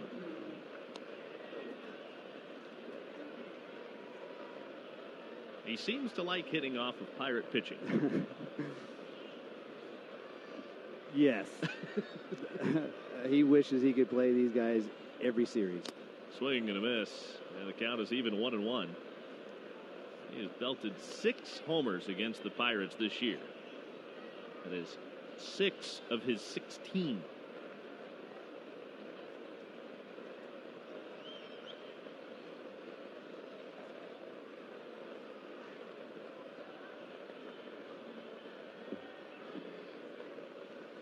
And now the pitch got away from the right-hander hardly, but a nice job by Diaz to snag that and keep it from going to the backstop. 2 balls and strike on Dietrich, and now Diaz is going to walk out the mound and take his time getting out there to have a conversation with Hartley. Those 6 homers that you mentioned from Derek Dietrich against the Pirates, I just saw on the monitor here that is the most against the Pirates in one season since Rogers Hornsby did it. I didn't see the year, but Rogers Hornsby played a long time ago. 1931, I believe. And that was the most at this point in a season. So, yeah, I mean, we're not even in June. He's already done that. Pretty impressive. Yes. Amazing. And I think if you total up the distance of all those home runs, they probably wrap from here to the moon back 50 times or something like that. I mean, he is just... Remember the two of them in Pittsburgh went into the Allegheny. Yeah, and nobody does that. No. Nobody's ever hit 2 in the Allegheny in the same day, right? I think it's only happened a couple of times. I mean, there's I want to say he was maybe the 2nd player to do that. But the list of players to hit it into the river, I mean, it's not a very long list. No, it's. I mean, you said it yesterday. He doesn't hit wall scrapers. No, he doesn't. He hits, I like to call them bombzillas. When you come to see the Reds, be sure you've downloaded Ballpark, the official Great American Ballpark app. Check into the game to unlock special offers, exclusive content, and seat upgrades. Download Ballpark for free and play baseball bingo, presented by Dynegy. The conference on the mound is over. Now the pitch to Dietrich, and he swings and barrels another one to right, and this one's gone. 3 for Derek Dietrich, and all 3 are 2-run home runs. Well, I get to say it again. Just another bombzilla for Derek Dietrich. Now that's 7 against the Pirates this year. Have yourself a day, Derek Dietrich.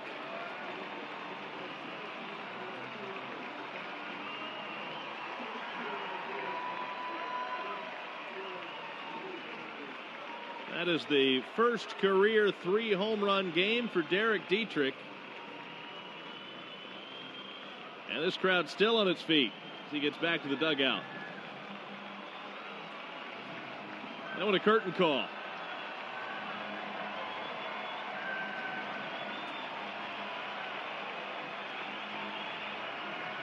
And there it is. Stands up on the bench near the front rail of the dugout, takes his cap off, and takes a bow. That is classic. Ben Hurdle making a double switch. We'll sort it out when we come back. Derek Dietrich has gone deep 3 times, and the Reds have opened up a 10-0 lead on the Pirates in the bottom of the 7th on the Cincinnati Bell Reds Radio Network. The Pittsburgh Pirates now have a new pitcher on the mound, and it is Rookie Davis, former Cincinnati Red, hasn't pitched in the big leagues since being with the Reds. in September of 2017. One appearance this year so far. So here is rookie. No longer a rookie as he deals with Kyle Farmer. Came into the game for Yasiel Puig, and the pitch misses for ball one. And also into the game, now playing left field, is Brian Reynolds. He will bat sixth. A 1-0 pitch. And Davis steals a strike over the inside corner at the knees. The count is 1-1.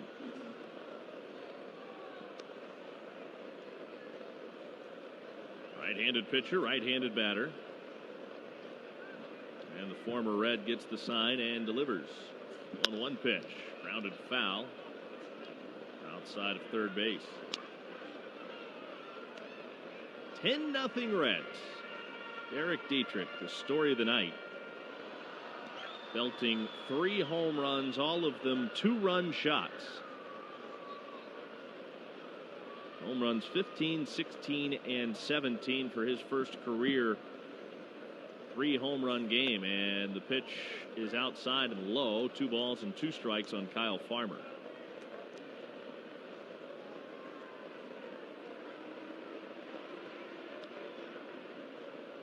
If you care at all about exit velocity, and I don't get too wrapped up in it unless it really jumps out at you, and this one did. The 2-2 swing and a miss, and now on strikes Kyle Farmer.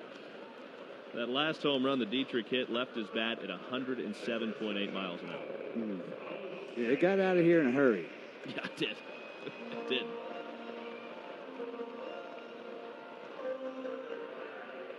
Probably put a pretty good dent in one of those seats. Yeah. Yeah, I don't think you're jumping in the way of that one to try to barehand that laser. Here's Jose Iglesias. Davis brings it in, and Iglesias takes a strike over the outside corner.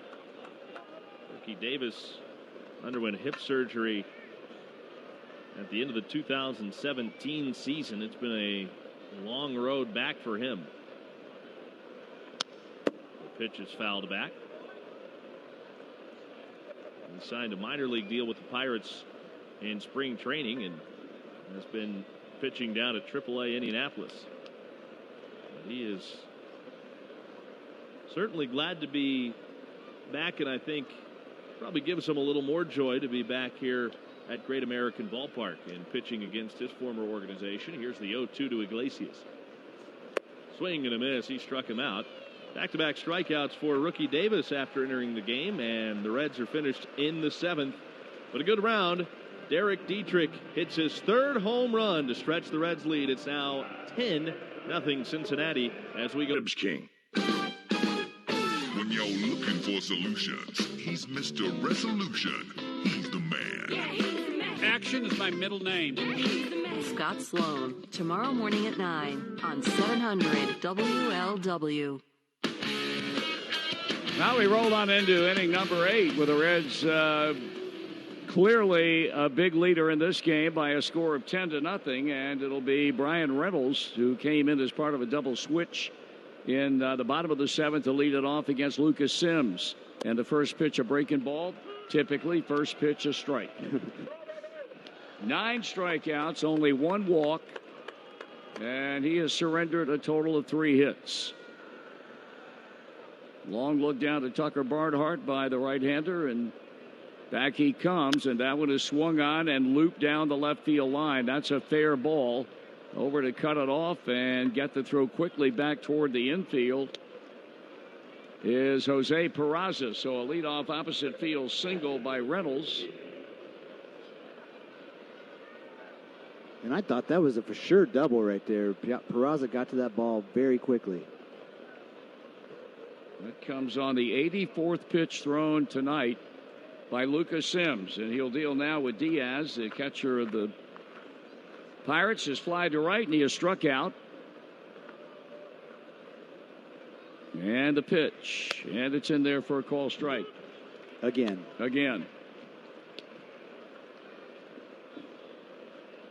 I'm always reminded of, God rest his soul, Scott Breeden, who was a pitching coach for the Reds back in the 80s. He worked as Pete Rose's pitching coach for a while. There's a swing and a miss, and, of course, he articulated, I think, what everyone knew, but it was his mantra, it was his credo, and that is you throw a first pitch strike and you are so far ahead of the game it's not even funny. Yeah. And the numbers would bear that out. If you get a first pitch strikeout, the odds of you getting that hitter out are much, much greater than otherwise. And that's what he preached to every pitcher that came under his tutelage in the time that he was not only at the big league level but also in the Reds organization. 1-2 the count on Diaz after the leadoff single by Reynolds. And that pitch, a breaking ball that misses down and away. And I think the Reds bullpen has activity underway now for the first time tonight.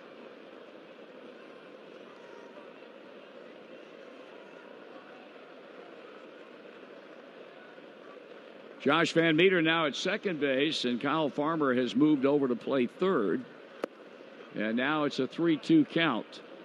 And maybe tiring just a bit at the moment. He is not showing the command right now that he has had for most of the night tonight. And, of course, the Reds got him a lead early when they scored that run in the second on the Iglesias triple and the ground out by Tucker Barnhart, but then gave him breathing room on the first of 3 home runs off the bat of Derek Dietrich. Here's a looping liner down the right field line, and that's a fair ball. And quickly up with it is Winker, and now the Pirates have him at first and second with nobody out. But 2 flares. It's not like they hit 2 rockets off of him. Believe me, you could almost catch both of those balls with your bare hands. You got that right. And those aren't bad pitches off the end of the bat for both of them. But Lucas Sims has definitely exceeded expectations tonight already. Here comes Derek Johnson, the Reds pitching coach. So that means that Lucas Sims is going to hang around at least for another batter. He'll be facing Cole Tucker when this meeting on the mound breaks up. The name of the game tonight has been Derek Dietrich from an offensive standpoint and Lucas Sims from a pitching perspective. Dietrich with 3 2-run home runs in the 4th and the 5th and again in the 7th. That raises his total on the year to 17. And Sims has pitched 7 2/3 innings of 5-hit shutout baseball, but the first 2 batters here in the inning have opened with base hits. Those 17 homers, by the way, project Dietrich into a 3rd-place tie in the National League. Going into play tonight, Pete Alonso of the Mets and Josh Bell of the Pirates with 17. Cody Bellinger second in the league with 19, and Christian Yelich has a total of 21.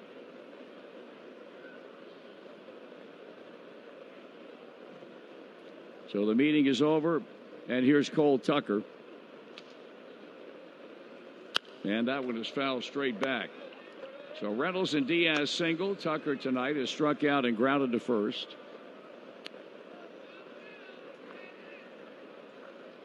Pirates down by 10 runs, so I guess the one goal they have right now at this late stage of the game, if nothing else, is to at least spoil the shutout bid. In with the 0-1 pitch. That is hit in the air to left. Moving toward the line and a bit back to make the grab is Jose Peraza, and the runners will have to stay at first and second on the first out of the inning. Now one more pitch, get you a double play and give yourself a chance to go out there for the 9th inning. Indeed.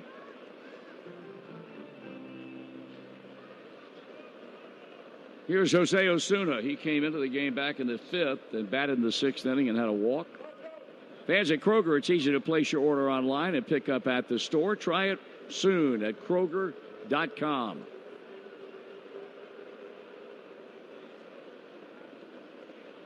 Two on, 1 out. Swing and a miss. Good breaking ball. Fans, it's time for Ask Marty, where you can ask the Hall of Famer to give his thoughts on any subject, baseball or non-baseball, presented by CBTS. Today's question comes from @RealWhiteWeasel. Come on, Weeze. Come on, Weeze. Here's a swing and a fly ball lifted down the right field line. Long run by Winker, and it's a foul ball.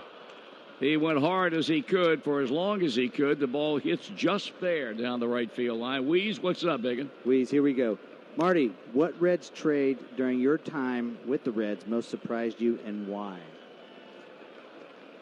Well, I think one of them that surprised me was the trade that the Reds made for Ken Griffey Jr. because I don't think anybody saw that coming. To my recollection, when the deal was made, I don't really remember that there was a lot of conversation or rumors or such as that. Another trade, actually one that shocked me even worse, was when Tom Seaver was traded from the Mets to the Reds back in the late 70s. Here's the 0-2 pitch, and he hit him with a pitch. Had him in a hole at no balls and 2 strikes. And he hits the batter, Osuna, and that'll load the bases up. And now the conversation ensues in the Reds dugout involving Derek Johnson and manager David Bell. Do we make a move now, or do we give him at least one more hitter? The batter will be Kevin Newman. The Seaver thing was born out of a lot of reasons. The fact that Tom was at odds, I think, with the Payton family who owned the Mets. M. Donald Grant, in particular, was a big figure in that situation in New York.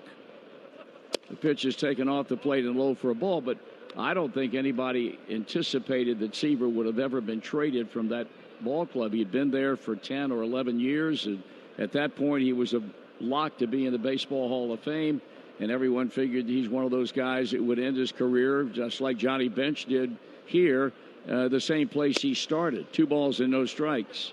But then came the trade that sent Seaver to the Reds in return for Steve Henderson and Danny Norman, a couple of outfielders that were playing at that time at AAA Indianapolis, and Doug Flynn. Our good friend Doug Flynn. Yep.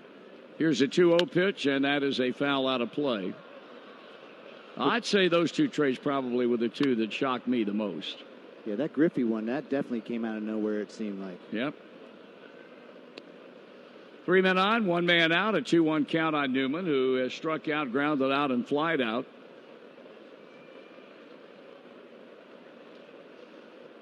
Here's a stretch and the hold and the pitch on the way from Lucas Sims, and that's way down low, and it's a 3-1 count. And there is no question that he is operating on fumes right now. Yeah, he certainly is now for sure. He's up at 99 pitches. Hasn't thrown that many in AAA at all yet this year, and a lot of big innings, long innings offensively for the Reds, so he's had time to sit there, but that isn't always the best thing for a pitcher. Well, they looked in for the sign, stepped off, and now gets back on again. The bases are full of Pirates. And now he's ready with a 3-1 pitch to Kevin Newman, and here it is. And it is swung on and hit back into deep right center field, and that ball carries out of here for a grand slam home run. Well, that'll spell the end of the night, and it's unfortunate it has to end on the note that it ends with. Newman's grand slam makes it a 10-4 game. But nobody, I guarantee you, that's favorite color is red, is going to think any less of the job that Lucas Sims did tonight despite the grand slam. And manager David Bell now bounces out of the dugout and makes his way to the mound. This young man has come up from Louisville, and I mean, he has really pitched himself proud. Probably a little bit down right now because he gave up the grand slam, and Derek Dietrich right in his face, and I'm sure saying all the right things as he leaves, and he gets a standing ovation from the many people here at Great American Ballpark. Memorable night for Lucas Sims, who's on his way to a win. We've got a pitching change here in the 8th. It's 10-4 Reds, and we'll be back in just a moment. So 1 out, top of the 8th here. The Reds lead the Pirates 10-4. New pitcher in relief for Lucas Sims is Robert Stevenson, on for the 21st time of the year. And Marty, you said it before the break. Lucas Sims, absolutely excellent tonight. Should not be disappointed whatsoever. I certainly wouldn't. And I tell you what, far exceeded the expectations, I think, of a lot of people, what he did here tonight. Robert Stevenson now working to Gregory Polanco, and the pitch is high and away for a ball. If you can assume that Stevenson can finish this game, the job that Sims has done tonight has really saved the bullpen. It badly needed this type of an outing that they got from Lucas Sims tonight, and he delivered. Here's a Swing and a miss. He threw exactly 100 pitches over 7 1/3 innings, giving up 6 hits, 4 runs, 1 walk, 9 punch-outs, and a hit batter. The 1-1 coming. And it's hit foul off third, now to play. Faced 28 batters, 23 first pitch strikes. How about that? Unbelievable. Really, this inning, the only hard hit ball was the home run. Yep. The 2 bloopers and then a hit by pitch. Spoken like a former pitcher. That's right. I love that. Always. They 1-ball, 2-strike count on Polanco with Marte waiting to bat next. And that's in the dirt.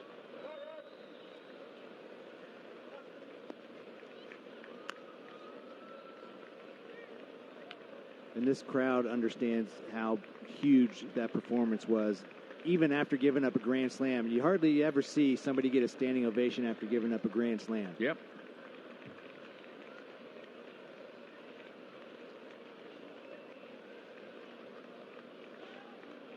Coming with a 2-2 pitch. And did he go? He did. That's a strikeout. That was a bad breaking ball down and a bit away from the left-handed batting Polanco. And the third base umpire, Jansen Viscotti, rings him up.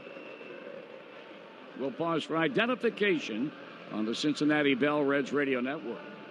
Partly cloudy tonight, a low of 69. Wednesday, mostly cloudy, a chance of showers and storms, a high of 85. Thursday, mostly cloudy with showers and storms likely in the afternoon, a high of 80. It's 80 degrees at the home of the Reds. News Radio 700 WLW Cincinnati. Robert Stevenson strikes out the first batter he faces. And now Marte sends a fly ball into right center, and Winker flags it down. And a good job to end the inning. Strike out, fly out. We go to the bottom of the 8th. Reds 10 and the Pirates 4 on the Cincinnati Bell Reds Radio Network. Reds coming to bat for what they hope will be the final time tonight. This is the bottom of the 8th. They lead by 6, and they've got Tucker Barnhart, who has knocked in 3 runs tonight. 2 of them on a single in the 4-run 5th inning. And the former Red rookie Davis misses up and away ball 1. So Tucker has extended his hitting streak to 7 games. Vic Senzel has sent his on to a 6-game hitting streak. That one is down a ball. The count's 2-0.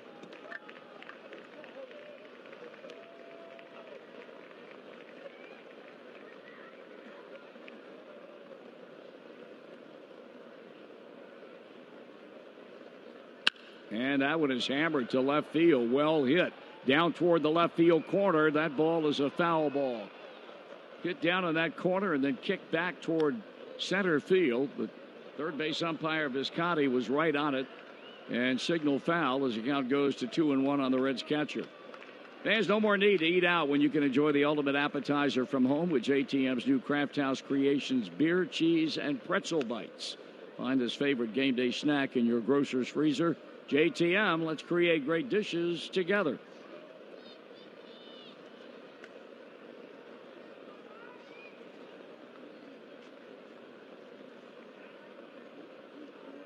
The wind up in the pitch. High, ball 3, 3-1.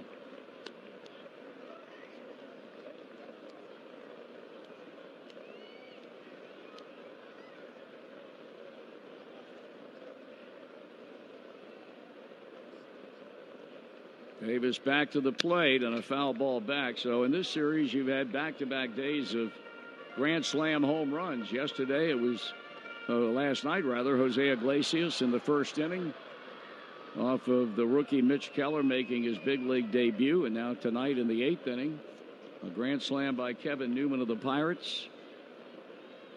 But that's the reason why you build up big leads if you can, and that's what the Reds did tonight, 10-0 before Newman went deep with the bases loaded. Hit hard, but the second baseman there for the pickup, and Newman throws on to first, 1 out.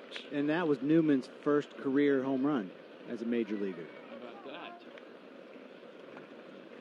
Kevin Newman, one to remember. Yeah, that's pretty impressive. Yeah. Here's Jose Peraza. A note, if the Reds go on and win this game, it will be the first time that they have been 3 games under 500.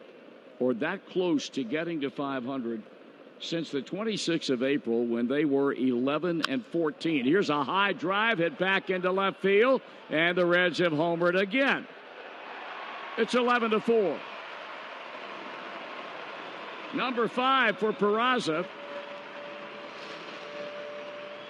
The Reds have played long ball 4 times tonight. The first 3 off the bat of Dietrich, and now a solo blast into the lower deck and left off the bat of Peraza.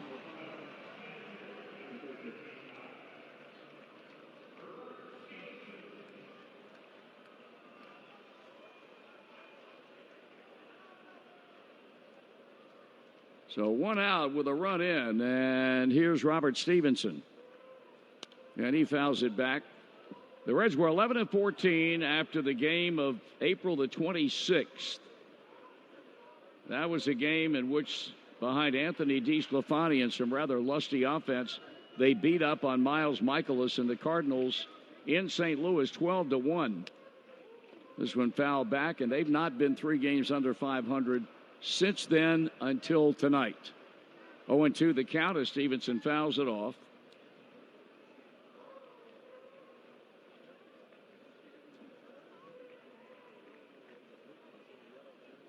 The wind, the kick, and the pitch. Swing and a miss. 3rd strikeout for rookie Davis, and the leadoff batter will stand in. That would be Nick Senzel, who's 1 for 4.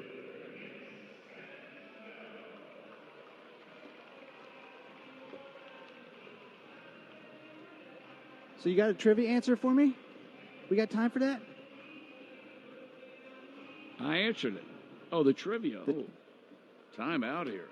This is too big to pass up. There it is. That's one of the most iconic players in Pittsburgh Pirate history. Ball 1, Hall of Fame shortstop Hannes Wagner, 21 years in the big leagues, 18 in a Pirate uniform. What other big league ball club did he play for? A, Hartford Blues, B, Louisville Colonels, C, St. Louis Cardinals. You said? C, St. Louis Cardinals. Are you staying there? Staying right there. You are? Yes. You sure? Positive. Yeah, well, you're wrong. Oh, really? From 1892 to 1899, Louisville had a National League franchise, and Wagner played his first seasons as a big leaguer with the Colonels from 1897 to 1899. I can't believe that. When Louisville was contracted after the 99 season, here's a ground ball up the middle, cut off by Kevin Newman. He throws Senzel out. The inning is over. The Pirates acquired a number of the club's players, and Hannes Wagner was one of them. That's a big hang with him. Well, hang with him, pal. Peraza homers, and we go to the top of the ninth.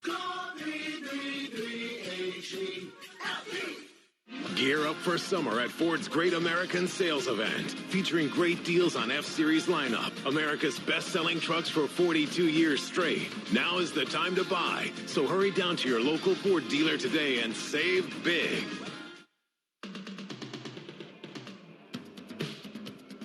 This reminder, registration is now open for the College Advantage Redlegs Run on Saturday, June the 8th. You can sign up right now for the 10K, the 5K, the 1 Mile Family Run, or the Gappers Kids Fun Run.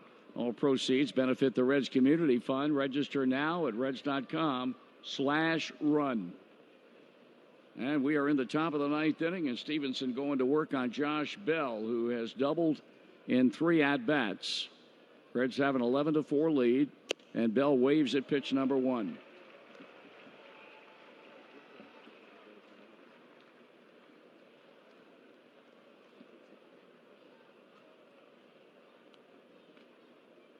Stevenson from the stretch and onto the plate. And just a little bit low to put the count at 1 ball and 1 strike.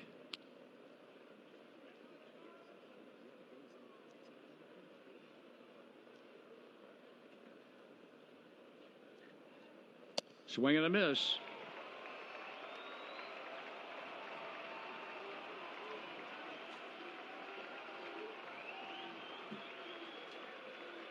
One more strikeout away from free La Rosa's Pizza. And here's a 1-2 from Stevenson to Bell, and he fouls it off. In the 7 1/3 innings in which Sims was on the mound, he punched out 9. Stevenson fanned Polanco for the 10th red strikeout in the 8th. And now what are they saying? Free pizza? Pizza. Unbelievable. Unbelievable. Here's a pause in the pitch, and it's up and outside a ball. I mean, you can't go wrong with LaRosa's pizza, though. No, you cannot. The pepperoni, the smell just fills the room. It's unbelievable when they bring it in here. It does. It's a 2-2 count. Struck him out swinging. There it is. There it is. The 11th strikeout, free LaRosa's Pizza. And Tommy Thrall is veritably dancing in the back of the booth. He has a late night snack. Oh, I think a lot of people in this crowd got more excited for that 11th strikeout than they did for Dietrich 3 homers. I know it. Just kind of a mix-up in priorities a little bit. Here's Jacob Stallings now, and he'll pinch hit. He caught the second game of the day-night doubleheader last night.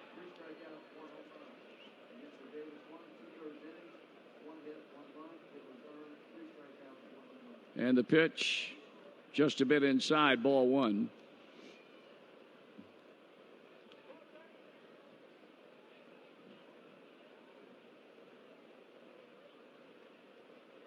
Stallings, a right-hand batter. And the pitch. That's in for a strike.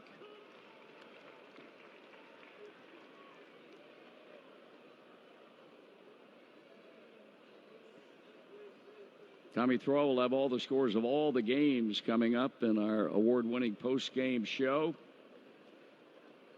Now the 1-1 pitch. And that's a strike swinging. The Cubs currently in the 4th inning have a 3-2 lead down in Houston. If the Astros can come back and win that game, the Reds would then climb to within 5 games of first in the National League Central. And the Cardinals, they are losing again. Philadelphia beating them at the end of 4 innings of play, 4-3 in Philadelphia. There's a line drive into center, and that's going to fall for a base hit. So Stallings a pinch hit single. And the one-out batter will be Brian Reynolds.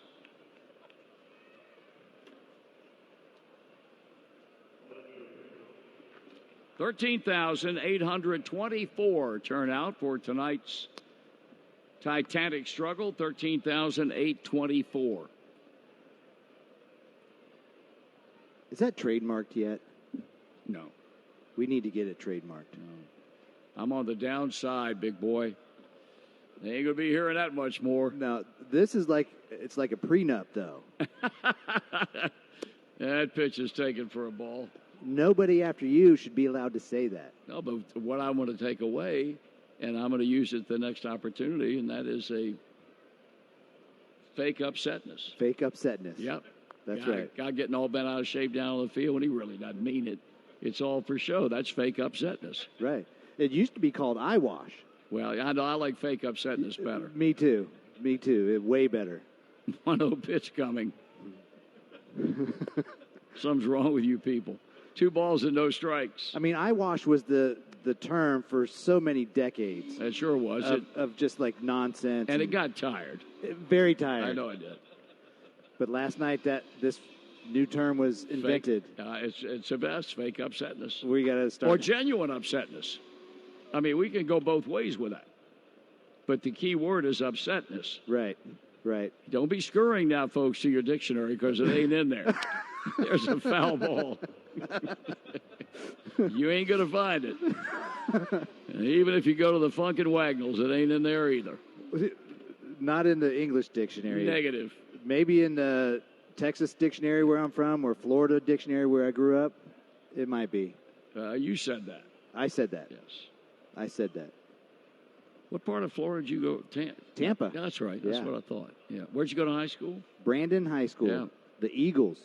That's right adjacent to Plant City. Yes, sir. How about that? I'm telling you, I came and saw you when I was a kid when y'all were in Plant City. I used to go to a lot of the Reds games during spring training. You steal anything? Probably. Used to go to a lot of Tampa Tarpons games when you all had a single A team there. I tell you, Brandon, of course, I know you know it better than I do. It's changed so much from those days, it's hardly recognizable. Yeah. Plant City hasn't changed too much. They just Plant City's Plant City. They just have strawberries there. You trained there, didn't you? No. Oh, you did. That's right. Sarasota. Yeah. You were blessed. The last year you guys were in Plant City, I got traded to Cincinnati the next year. There's a wild pitch, and that baby will send the runner on to second base, standing up. Stevenson uncorks a dandy there, and now he's behind to Brian Reynolds, 3-1. So you came from the Indians. Sean Casey came from the Indians. Mm-hmm.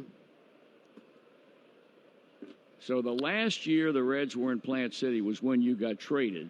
So your first spring with the Reds was in Sarasota. Correct. Yeah. 3-1 the count on Brian Reynolds, runner at second. 11-4 the score. The Reds have the lead. There is one man out. And Stevenson needs a strike. And it's hit foul to left and out of play.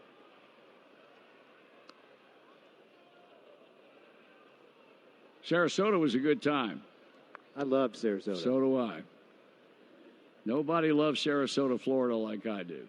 I just think it's a great place to spend time. It's got one of the great beaches in the world. It's easy to get around. It's just a nice, nice city. You have a place down there, don't you? I do, in Siesta Key. 3-2 pitch. That's ball 4. He walked him. And Reynolds stood there at the plate thinking that was strike 3. Well, the umpire should have said, well, if that's what you want, you got it. Exactly. Bring him up. That was my point. If they're going to stand there, send them back to the dugout. Absolutely. Make them happy.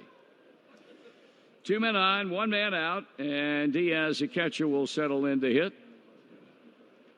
And it looks like they're going to get a pinch runner in. Well, why would they be bringing in Joe Musgrove, one of the rotation pitchers, has been brought off the bench. Maybe Clint's playing it like the 7th game of the World Series. I don't know.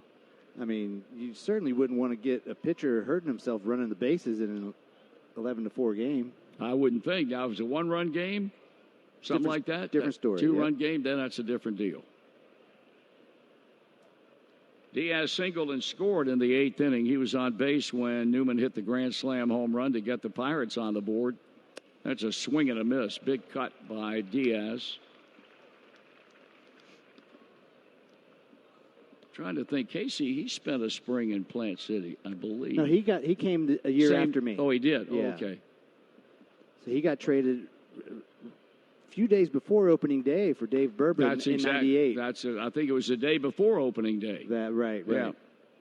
Here's the 0-1 pitch, and that one is headed toward the gap in left center field, and that baby is going to get a couple of runs in. And on to second base and stopping there with a 2-run double is Diaz. It is now 11-6. Well, I'll tell you one thing. If I'm David Bell, I get somebody warmed up right now. Somebody's up already. Jared Hughes is up. I wouldn't put up with this foolishness much longer.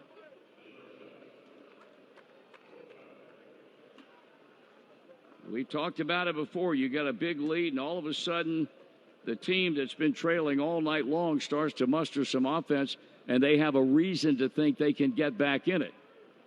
And oftentimes, that's bad news. So Robert Stevenson got the first batter with a strikeout, and right now Tucker Barnhart's going to the mound, and all this is a stall tactic to give whoever's warming up in that bullpen time to get ready, and David Bell to make a pitching change. And he takes a quick look over into the dugout, does Barnhart, and I think Stevenson is going to be allowed to face one more batter, and that'll be shortstop Cole Tucker. That's the worst as a pitcher when you know that they're just coming out to stall. I had a catcher, and I probably shouldn't say his name on the air, but you can do that.